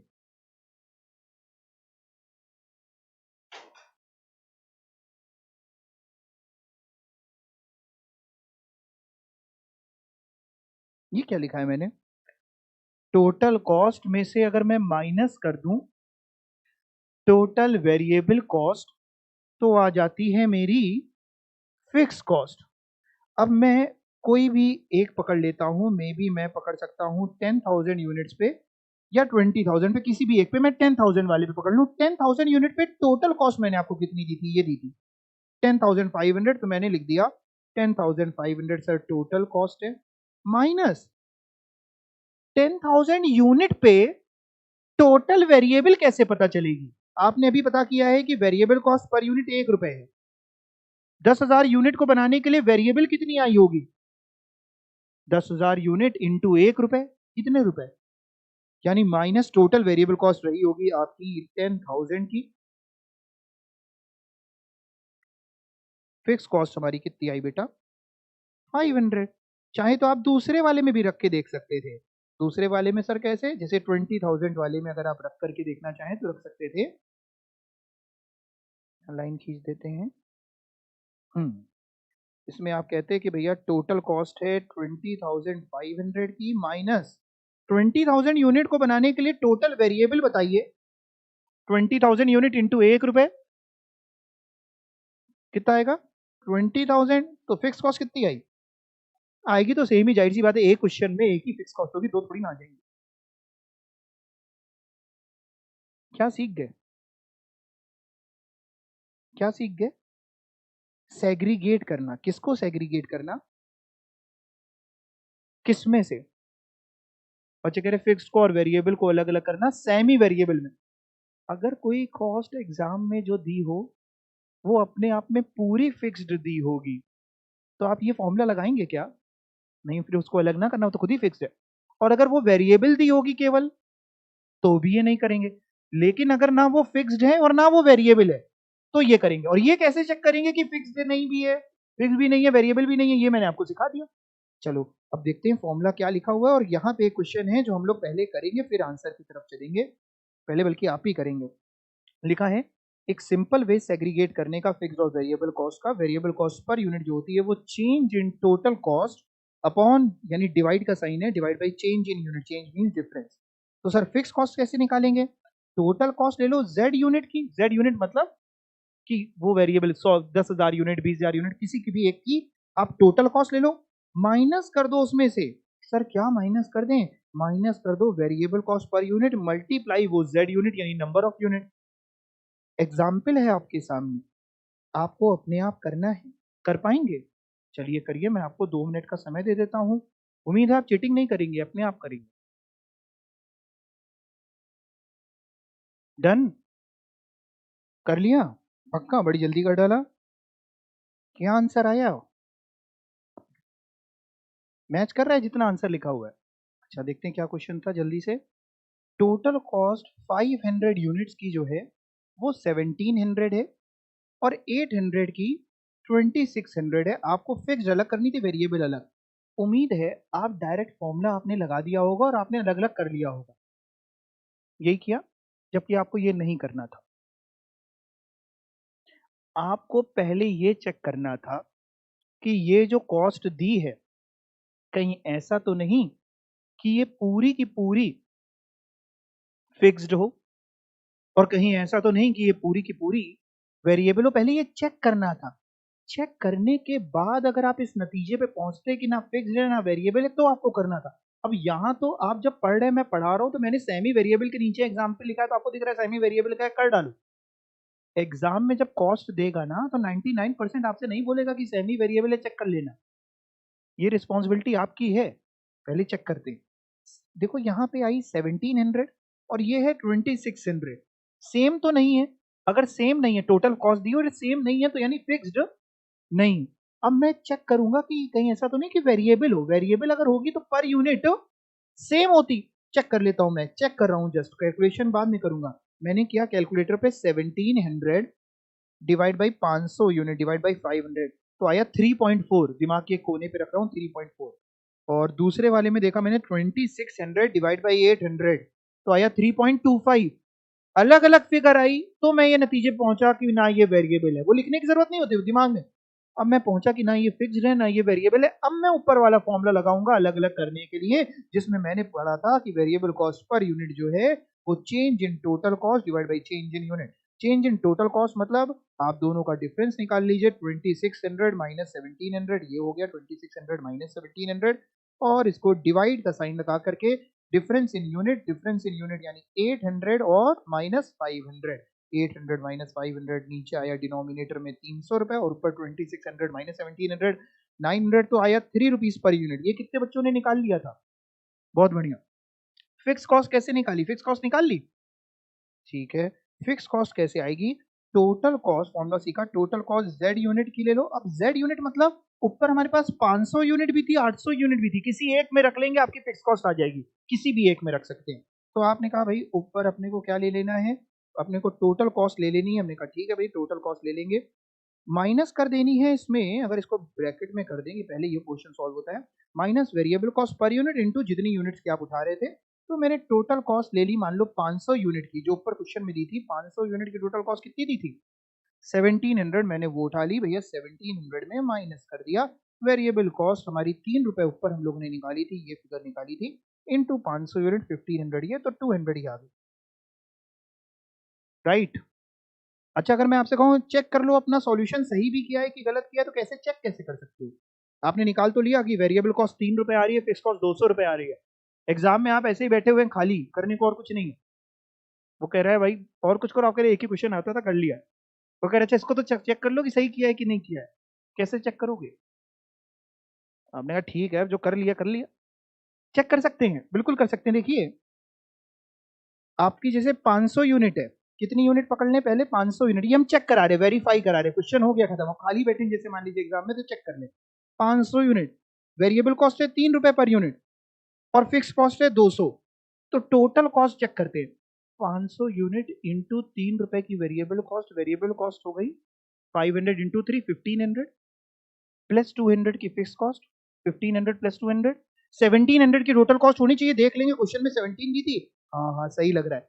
और खाली बैठे एग्जाम में, तो आपने कहा दूसरे से भी चेक करेंगे कि भाई दूसरी वाली दी हुई थी 800 यूनिट्स, 800 यूनिट्स इंटू 3 रुपीज करे तो 2400, प्लस 200 की फिक्स कॉस्ट, 2400 प्लस 200 यानी 2600। हाँ 2600, यानी आप उसे कहेंगे कि भाई एक नंबर तो जरूर आएगा।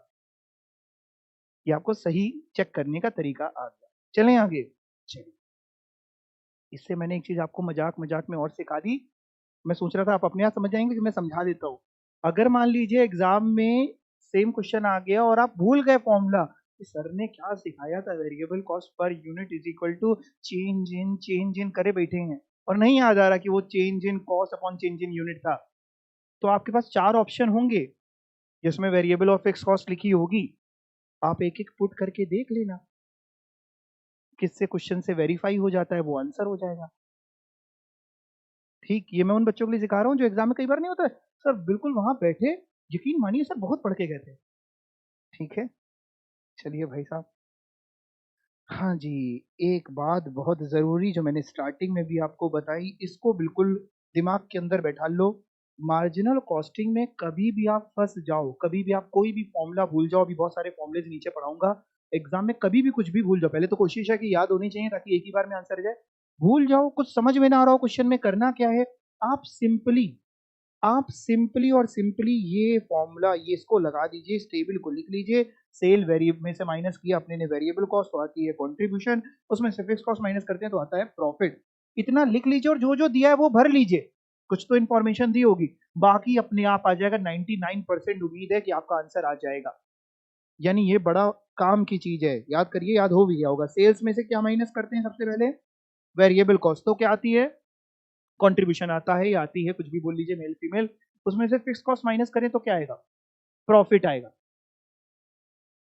अगर एग्जाम में उसने आपको सेल दे दिया and variable cost they the, simple चलते हैं पहले, सेल दे दिया, वेरिएबल कॉस्ट दे दी और कंट्रीब्यूशन पूछ रहा है, क्या करेंगे, सेल्स में से माइनस कर देंगे वेरिएबल कॉस्ट, कंट्रीब्यूशन आ जाएगा। लेकिन अगर एग्जाम में उसने आपको सेल दे दिया और कंट्रीब्यूशन दे दिया और वेरिएबल कॉस्ट पूछ रहा है, फिर क्या करेंगे, फॉर्मूला आपके सामने, सेल दे दिया, कंट्रीब्यूशन दे दिया और पूछ रहा है वेरिएबल कॉस्ट आप बता दो। हमने कहा भाई हम तो ये पढ़ के आए थे, यहाँ लिख दें, अगर लिख दें, लिख दीजिए सर, हम तो ये पढ़ के आए थे कि सेल में वेरिएबल माइनस करते हैं तो कंट्रीब्यूशन आता है, और तुमने तो उल्टा ही क्वेश्चन दे दिया, हम लोग काट आएंगे, गलत क्वेश्चन है। सेल में आप कह रहे हो सेल दे दिया, कंट्रीब्यूशन दे दिया, पूछ रहे हो वेरिएबल, जो पढ़ के आए वो पूछ नहीं रहे, क्या करिएगा। अरे सर हम लोग कर लेंगे सर, वेरिएबल कॉस्ट उधर चली जाएगी, उधर किधर सर, उधर राइट हैंड साइड तो प्लस हो जाएगी और कंट्रीब्यूशन इधर आ जाएगा तो माइनस हो जाएगा, यानी sale minus contribution variable cost हो जाएगा। ठीक है, तब वही मैंने कहा, अगर ये ना कर पाओ तो ये लिख के तो कम से कम कर लोगे कि उसने अपने को क्या किया, सेल दे दी, कंट्रीब्यूशन दे दिया, आपने पूरा चार्ट लिख लिया, और उसमें सेल उसने दी 100 रुपीज की और कंट्रीब्यूशन दिया उसने आपको 25 रुपीज का, और पूछ रहा है वेरिएबल कॉस्ट, तो अब तो निकाल लोगे बैठ करके, क्या होगा क्या होगा, भले ही आधा घंटा लगा के निकालो, निकाल तो लोगे कि 75 होगा, बोलो हाँ। ठीक है, एक बात और, कंट्रीब्यूशन दे दी और फिक्स कॉस्ट दे दी और प्रॉफिट पूछ रहा है, तो क्या करोगे, contribution minus fix cost is equal to profit. लेकिन उसने थोड़ा सा खेल खेला आपके साथ, उसने आपको फिक्स कॉस्ट दिया और प्रॉफिट दिया और कह रहा है कंट्रीब्यूशन बताइए, क्या करेंगे, profit plus fix cost contribution हो जाएगा कि नहीं हो जाएगा।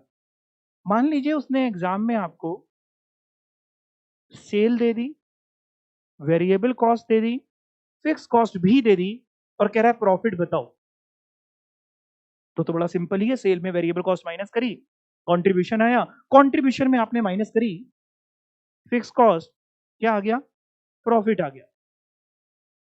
एग्जाम में उसने आपको लेकिन इसके अलावा कंट्रीब्यूशन दिया और वेरिएबल कॉस्ट दी, आपसे कह रहा है सेल बता दीजिए, कंट्रीब्यूशन दिया, वेरिएबल कॉस्ट दी, ऐड कर देंगे सेल निकालने के लिए, पक्का।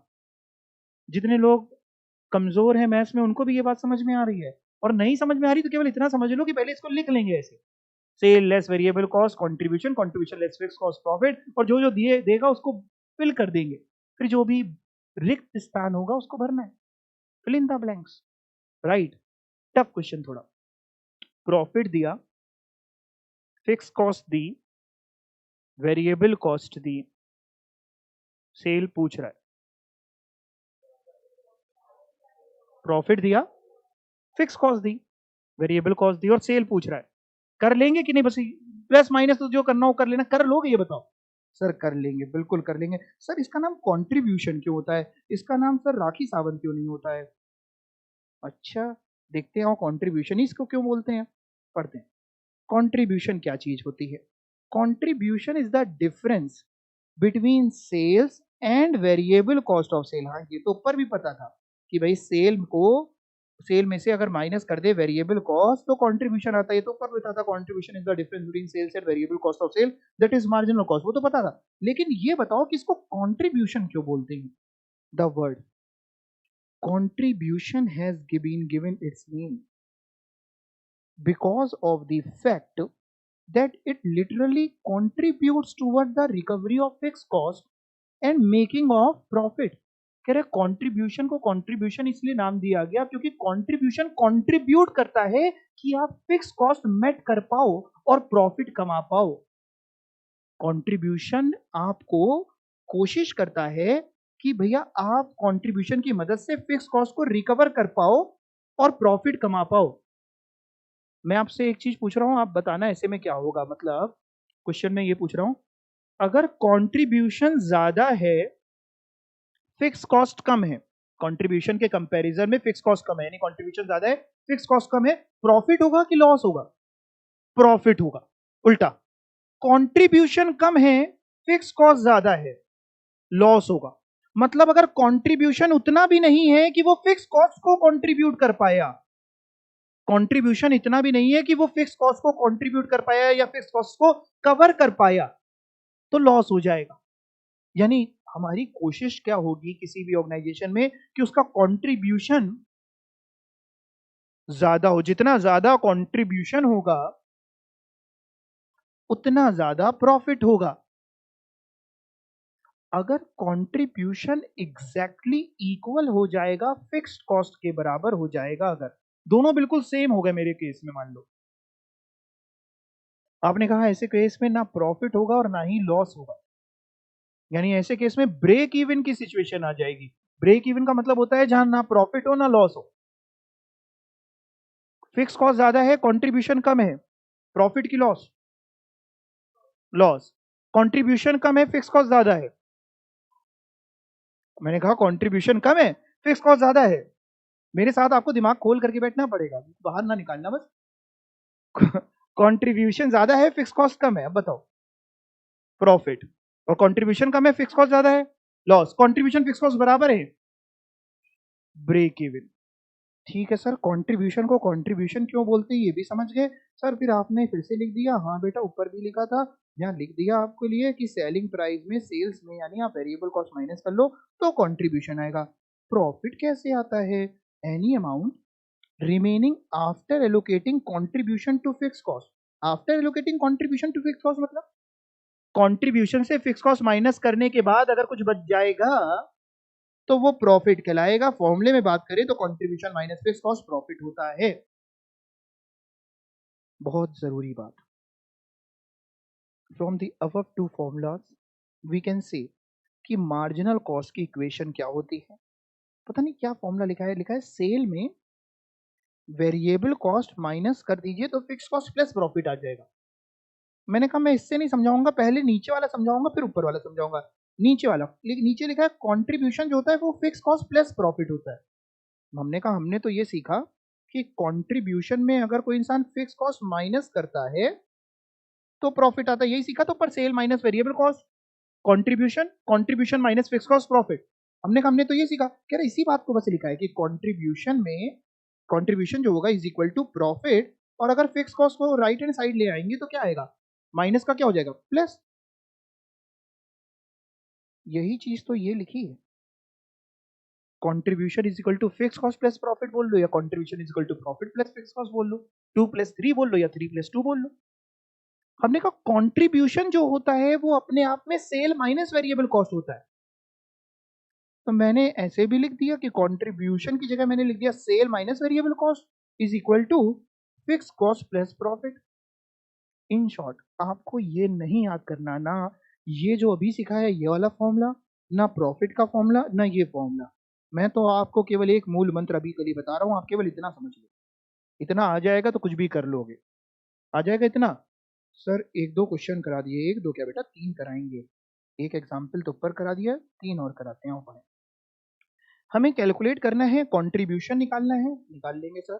प्रॉफिट निकालना है, बिल्कुल निकाल लेंगे। सेलिंग प्राइस है 10 rupees per unit, fix cost है 50,000 रुपीज की, वेरिएबल कॉस्ट 5 रुपए, टोटल यूनिट बिकी है 50,000। फॉर्मेट आप ऊपर वाला यूज करिएगा और बिल्कुल नीचे सॉल्यूशन देखने की कोशिश कतई मत करिएगा। हाथ पैर चलाइए और अपने आप निकालिए।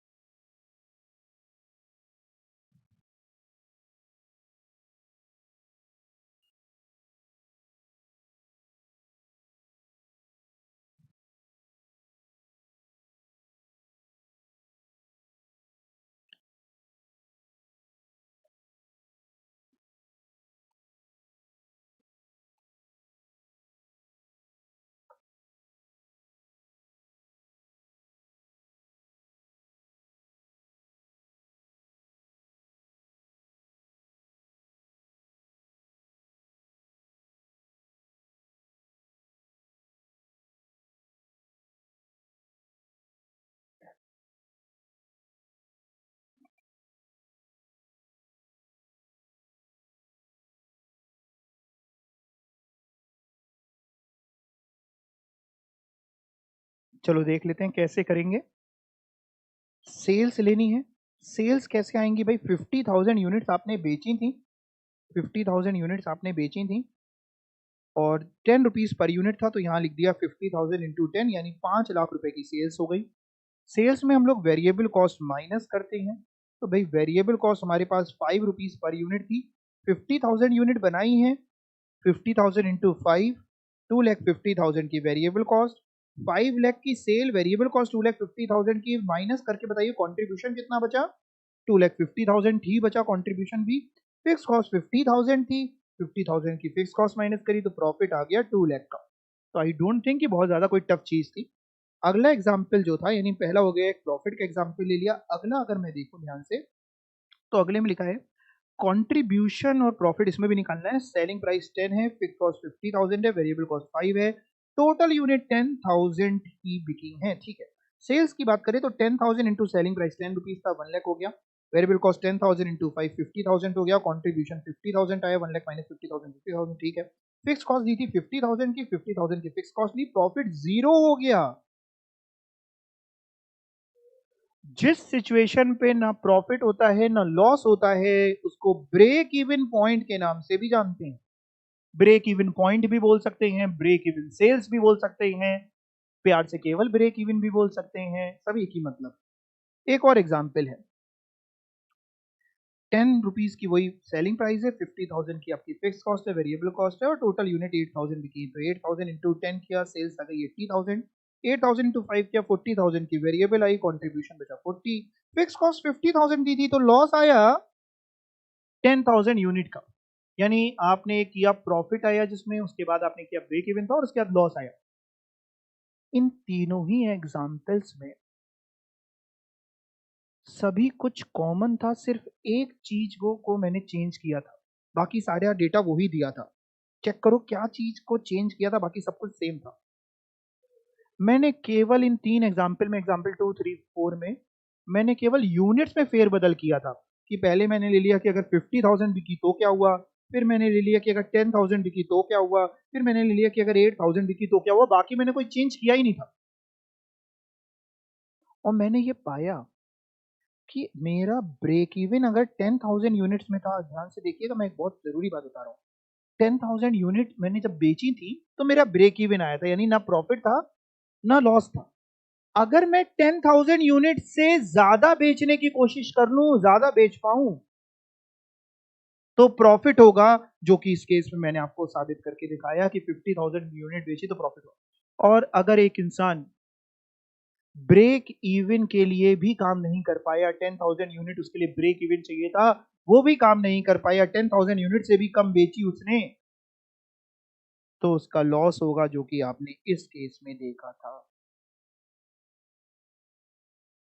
इन शॉर्ट अपने ने ये सीखा, ब्रेक इवन पॉइंट का मतलब होता है, बिना ब्रेक इवन पॉइंट पढ़ाए क्या क्या सीख गए। ब्रेक इवन पॉइंट का मतलब होता है जहां पे ना ही प्रॉफिट हो ना ही लॉस हो। ब्रेक इवन पॉइंट से अगर एक्चुअल सेल आपने ज्यादा करी तो आप कह रहे हैं प्रॉफिट होगा, और ब्रेक इवन पॉइंट से अगर एक्चुअल सेल कम करी तो लॉस होगा। हर ऑर्गेनाइजेशन की कोशिश होनी चाहिए कि उसका ब्रेक इवन से के मुकाबले एक्चुअल सेल काफी ज्यादा हो, कि कोरोना जैसे काल में अगर उसकी सेल कम भी हो जाए तो ब्रेक इवन के नीचे ना पहुंच जाए। आप समझिए, ब्रेक इवन से ज्यादा हो ये तो कोशिश हो, बल्कि अच्छी कोशिश वो होगी कि काफी ज्यादा हो, कि इतनी आपका एक्चुअल सेल इतना और ब्रेक इवन पॉइंट यहां है आपका, कि अगर कोरोना की वजह से थोड़ा बहुत इंपैक्ट भी पड़ा तो यहां आए, चलो तब भी प्रॉफिट है, सर्वाइव कर लेंगे।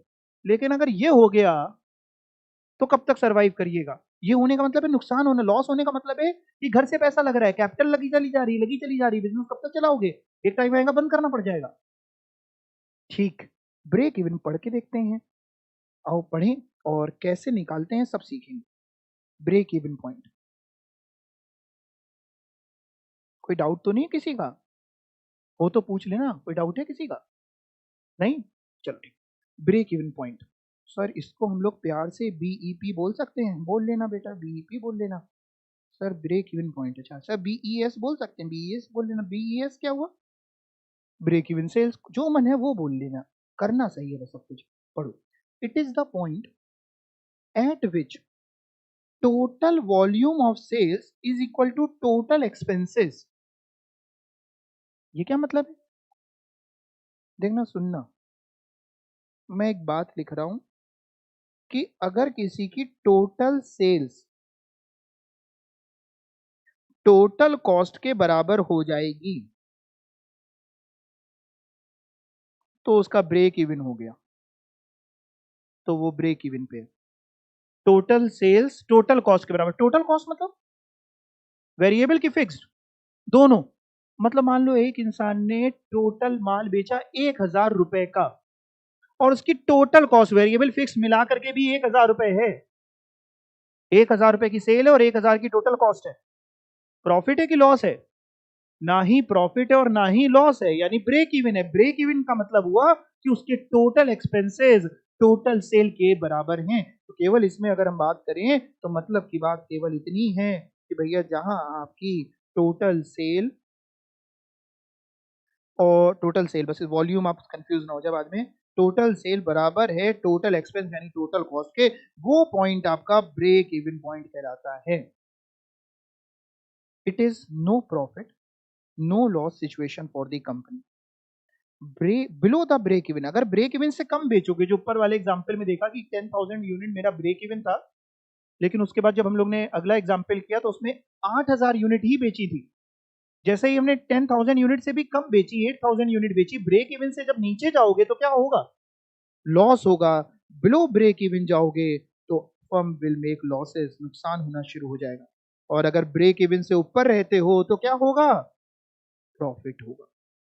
कोशिश क्या होनी चाहिए कि आप एक्चुअल में ब्रेक इवन से बहुत ऊपर, जितना ज्यादा आप ब्रेक इवन से ऊपर होंगे उतना बिजनेस बंद होने के चांसेस कम हो जाएंगे। क्योंकि आज का जो दौर है, बहुत सारे व्यापार खुलते भी हैं और बंद भी हो जाते हैं। कारण क्या होगा? जाहिर सी बात है, अगर बहुत प्रॉफिट हो रहा होता तो कोई बंद थोड़ी ना करेगा, किसी को पैसा काट थोड़ी ना रहा है। लेकिन अगर लॉस हो रहा है या ब्रेक इवन की सिचुएशन में तो कोई कब तक चलाएगा? ठीक है।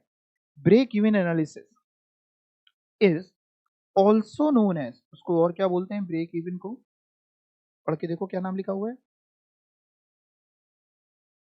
हाँ, break even analysis is also known as cost volume profit analysis. Cost volume profit analysis, वो तीन बातें हैं, कॉस्ट, क्वांटिटी, क्वांटिटी से ही सेल निकलेगी, जितनी क्वांटिटी ज्यादा करोगे सेल अपने आप ज्यादा हो जाएगी, प्रॉफिट, इन तीनों का एनालिसिस ब्रेक इवन एनालिसिस कहलाता है। और इन तीनों के एनालिसिस को हम लोग प्यार से एक और नाम दिया हुआ है, सीवीपी एनालिसिस भी बोलते हैं, cost volume profit analysis. Break even analysis और cost volume profit analysis help करता है हमको कि हम एनालाइज कर पाए कि क्या इफेक्ट होगा चेंज इन वॉल्यूम में, प्राइस में एंड वेरिएबल कॉस्ट में, किसमें? On the profit. यानी अगर हम वॉल्यूम चेंज करेंगे, प्राइस चेंज करेंगे या वेरिएबल कॉस्ट, तो उससे प्रॉफिट में क्या इंपैक्ट निकलेगा। टेकिंग फिक्स कॉस्ट एज, वैसे भी वो अनचेंजेबल ही होती है। सर कैसे निकालिएगा ब्रेक इवन पॉइंट निकालने का तरीका? ब्रेक इवन पॉइंट आपने सीख तो लिया, ऊपर निकाला तो एग्जाम्पल में, ये वाला एग्जाम्पल किया तो आपने ब्रेक इवन का, क्यों सीख रहे हैं? ये किया ना ब्रेक इवन का, निकालना तो आ गया आपको, एग्जाम्पल नंबर 3 कर तो लिया, दोबारा क्यों सीख रहे हो break even?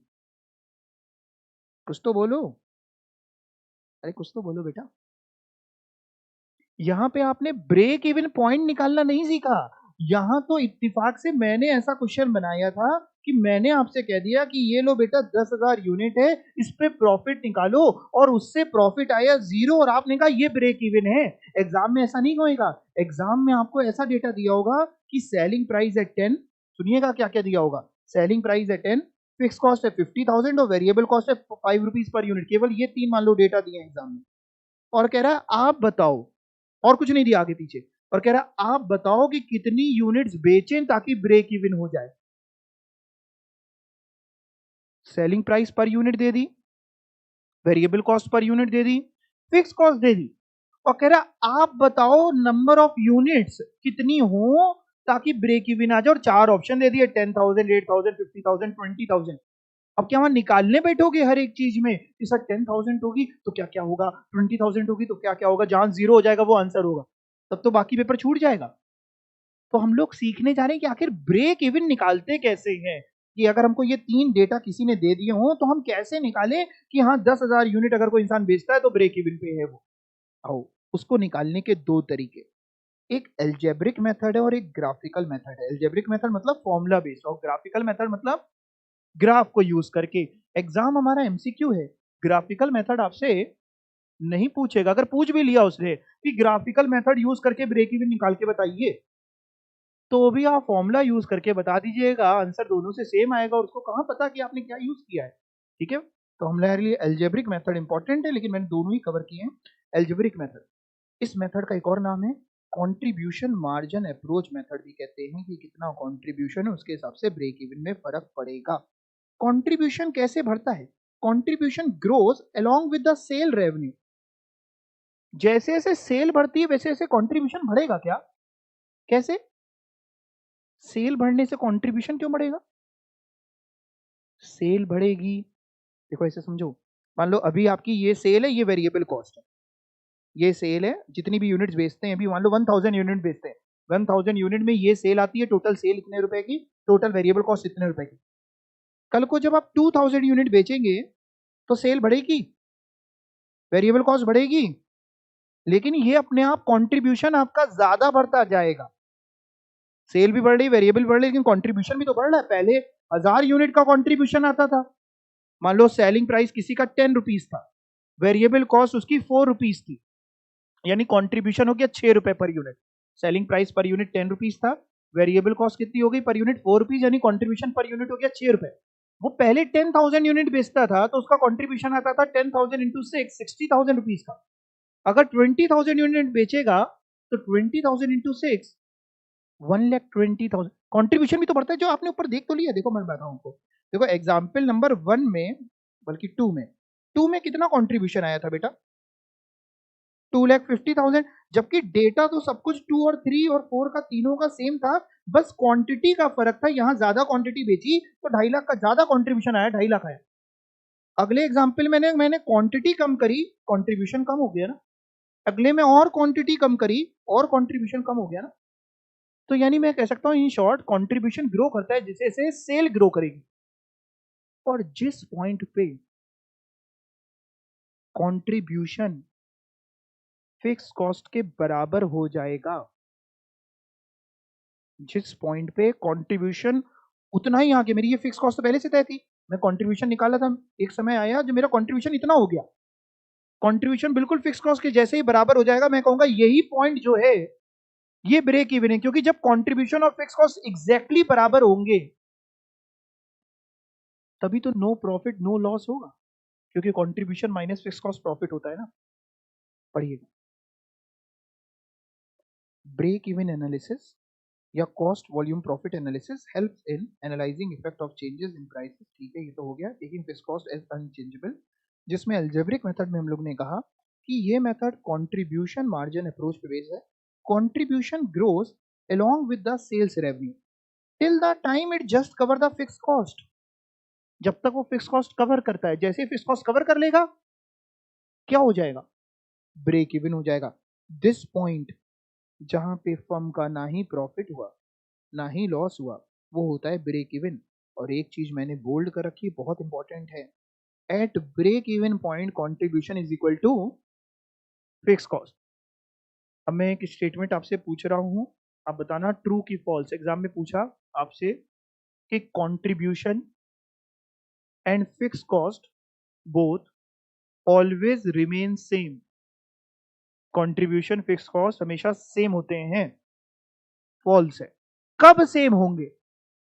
Break even point है तो इसका मतलब है उसका जितना कंट्रीब्यूशन है उतना फिक्स कॉस्ट है। अब मान लो एग्जाम में एक छोटा सा क्वेश्चन आया, अब देखते हैं आप कर पाएंगे कि नहीं, बच्चे नहीं कर पाते। क्वेश्चन आया कि eight 50,000 units, at 50,000 unit contribution is rupees 1 lakh and break even point is also 50,000 units। या ऐसे और शॉर्ट कर दे क्वेश्चन को, at break even point of 50,000 unit, at break even point of 50,000 unit contribution is equal to 1 lakh rupees, calculate fixed cost। अब आधे बच्चे तो पता है झूल के आ जाएंगे, कहेंगे क्या बोल रहे हैं, ब्रेक इवन दे रहे हैं, कंट्रीब्यूशन भी दे रहे हैं, और कह रहे फिक्स कॉस्ट निकालो, और आधे निकालने बैठ जाएंगे। अरे उसने इससे सिंपल क्वेश्चन क्या देगा, वो कह रहा है ब्रेक इवन पॉइंट 50,000 यूनिट पे कंट्रीब्यूशन 1 लाख रुपए का था, आप फिक्स कॉस्ट बता दो। ब्रेक इवन पॉइंट पे जितना कंट्रीब्यूशन होगा उतनी ही फिक्स कॉस्ट होगी, तभी तो वो ब्रेक इवन होगा, नहीं तो ब्रेक इवन कैसे हो सकता है। बात समझ में आ गई? बहुत इंपॉर्टेंट है ये पॉइंट। ब्रेक इवन पॉइंट जो होता है वो contribution is equal to fix cost. Sir अगर फॉर्मूले के हिसाब से आप थोड़ा सिखा रहे हैं, चलो ठीक है बेटा, फॉर्मूला देखते हैं, कुछ इंपॉर्टेंट फॉर्मूले ब्रेक इवन के। ब्रेक इवन पॉइंट दो चीजों में निकल सकता है, या तो हम यूनिट्स में भी निकाल सकते हैं, यूनिट्स मतलब 10,000 यूनिट बेचे, वो हो सकता है, या रुपीज में निकाल सकते हैं कि 1 लाख रुपीज की सेल करें। तो यूनिट्स में भी सिखाने वाला हूं और आपको रुपीज यानी वैल्यू में भी सिखाने वाला हूं। यूनिट के लिए निकालने का फॉर्मूला क्या होगा, टोटल फिक्स कॉस्ट को आप डिवाइड कर दीजिए किससे, कंट्रीब्यूशन पर यूनिट, सीपीयू बोल सकते हैं इसको आप शॉर्ट में। यानी अगर हम टोटल फिक्स कॉस्ट को सीपीयू कंट्रीब्यूशन पर यूनिट से डिवाइड कर दें तो break even point in units आ जाता है।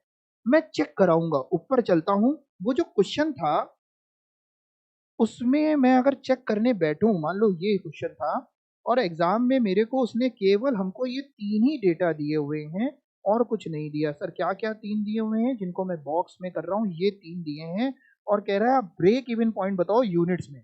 तो मैं फॉर्मूला लिखूंगा कि break even point in unit जो होता है वो होता है, मैं भूल गया, आप बताइए, total fix cost upon CPU contribution per unit. तो मैं उससे कहूंगा कि भैया आपकी टोटल फिक्स कॉस्ट 50,000 है अपॉन कंट्रीब्यूशन पर यूनिट, मतलब कंट्रीब्यूशन पर यूनिट कैसे निकलेगा, sale price per unit minus variable cost per unit. भाई sale minus variable cost contribution होता है, और कोई कंट्रीब्यूशन पर यूनिट कहे तो selling price per unit minus variable cost per unit contribution. Selling price per unit मेरा 10 है, minus variable cost per unit 5 है, 50,000 अपॉन ये कितना होगा बेटा डिवाइड में, सर 5 होगा, डिवाइड करें 5 से, 10,000 यूनिट्स आ गई। अच्छा, break even point in units के लिए फॉर्मूला सिंपल सा है, फिक्स कॉस्ट लेनी है आपको टोटल, डिवाइड करना है सीपीयू से। मैं बार बार जानबूझ के सीपीयू बोल रहा हूं कि कंट्रीब्यूशन पर यूनिट से अगर आप डिवाइड करेंगे तो आपकी इन यूनिट्स ब्रेक इवन पॉइंट आ जाएगा। यहां तक समझ में आ गया? इन यूनिट्स ब्रेक इवन पॉइंट आने का मतलब ये हुआ, जैसे इसमें 10,000 यूनिट आया, उसका मतलब ये हुआ कि अगर आप 10,000 यूनिट बेचते हैं तो ना प्रॉफिट होगा ना लॉस होगा। 10,000 यूनिट से ज्यादा बेचने में कामयाब हो गए तो प्रॉफिट होगा, 10,000 यूनिट से कम बेचते हैं तो लॉस होगा। सर ये तो यूनिट का आपने सिखाया और भी सिखाइए, बहुत सारे फॉर्मूले आपने लिखे हैं, ठीक है बेटा सब लिख डाले, सब सिखा डालूंगा। Break even point in units का, अच्छा एक और फॉर्मूला है, क्या है formula break even point in units का, कह रहे हैं अगर आपको break even point in rupees पता है उसको डिवाइड कर दो सेलिंग प्राइस पर यूनिट से।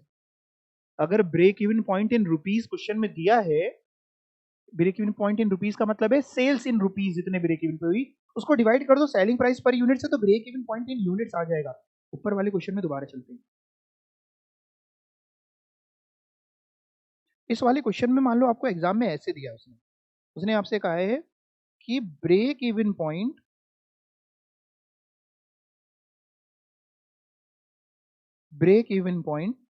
इन रुपीस है, ये वाली फिगर जो आई थी ये दिया एग्जाम में, कितनी आई थी ये रुपए में, 1 लाख रुपीज आई थी ना।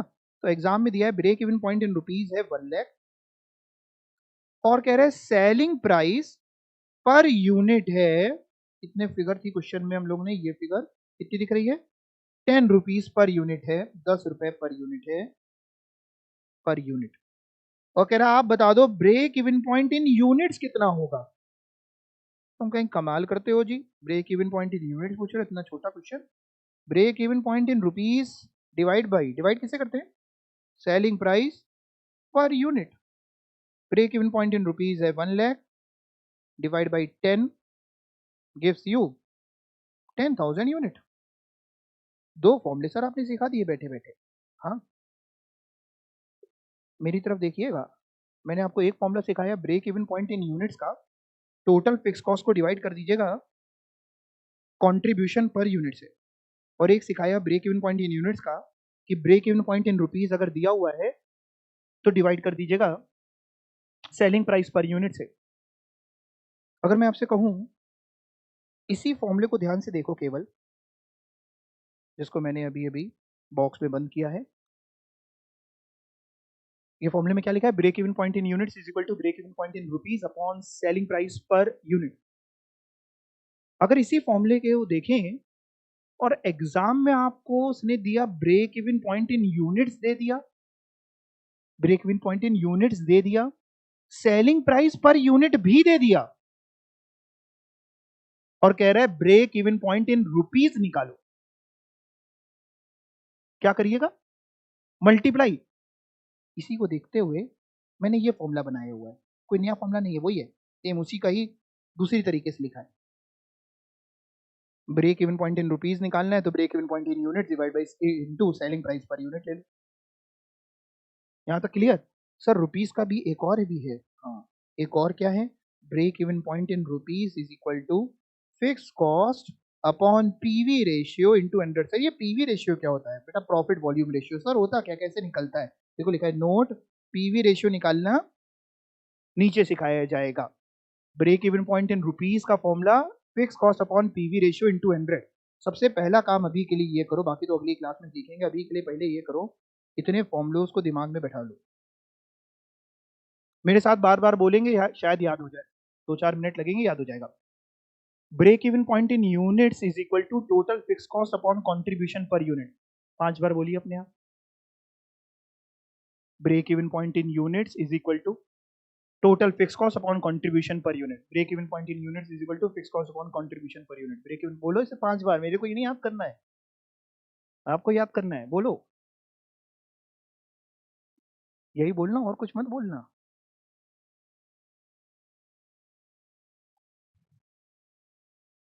ठीक। और एक जो आपको और याद करना है वो ये वाला याद कर लो। सर आपने 4 सिखाया, याद आप केवल ये वाला कर लो, ये break even point in rupees fix cost upon PV ratio into 100। बाकी ये जो है ना, ये वाला फॉर्मूला और ये वाला फॉर्मूला, ये बच्चों वाला ही, तो बच्चे को भी पता चल जाएगा कि यार यूनिट्स में दिया है और रुपीज में पूछ रहे हैं तो selling price per unit multiply कर देंगे। ये कोई ऐसा फॉर्मूला नहीं जो आपको रटने के घर पे बैठना पड़े, पता होना चाहिए, लेकिन ये याद करने की जरूरत नहीं पड़नी चाहिए। तो हम अपने को 2 याद कर लीजिए, एक break even point in units is equal to fix cost upon contribution per unit, और जब रुपीस की बात आ जाती है तो फिक्स कॉस्ट तो रहती है ऊपर, लेकिन कंट्रीब्यूशन पर यूनिट से हम डिवाइड नहीं करते, हम डिवाइड करते हैं पीवी रेशियो से, और ऊपर मल्टीप्लाई में 100। यानी बोलने के लिए ऐसे बोला जा सकता है कि break even point in rupees और इन वैल्यू एनीथिंग एक ही बात होती है, रुपीज और वैल्यू एक ही बात होती है। Break even point in rupees is equal to fix cost upon PV ratio into 100 ऊपर रहेगा। ठीक है। सर ये पीवी रेशियो क्या होता है? सब कुछ सीखेंगे, आज ही सीख लोगे क्या? कुछ तो कल के लिए छोड़ो। सर होमवर्क तो दे दीजिए थोड़ा सा। देखो बेटा ये एग्जाम्पल दिख रहे हैं, लेकिन ये तब तक नहीं कर पाओगे जब तक ये नहीं पढ़ के आओगे। सर ये पूरा हम आप ही पढ़ाइएगा, हम लोग क्या करके आए, केवल इतना कर लेना। पीवी रेशियो का एक ये फॉर्मूला है आपके सामने, केवल एक ही ये समझ लेना। क्या है फॉर्मूला दिख रहा है आपको? पीवी रेशियो का कंट्रीब्यूशन अपॉन सेल्स इनटू 100। इस फॉर्मूले को यूज करके पीवी रेशियो निकल आएगा, कंट्रीब्यूशन को डिवाइड करेंगे, कंट्रीब्यूशन ऊपर, डिवाइड में नीचे सेल्स, और ऊपर इनटू 100 भी साथ में। जब ये करोगे तो पीवी रेशियो निकल आएगा। जब इतना निकल आए तो कुछ ना करना, ये क्वेश्चन कर लेना। एक एग्जाम्पल 5 है आपके सामने और एक 6 है, इन दोनों में आपको ब्रेक इवन पॉइंट निकालना है, यूनिट्स में भी रुपीज में भी। बताओ इतना कराओगे? और जितना आज पढ़ाया उतना अच्छे से रिवाइज कराना। Any doubts? नहीं समझ में आ गई आज की क्लास? पक्का अच्छे से? चलिए थैंक यू सो मच।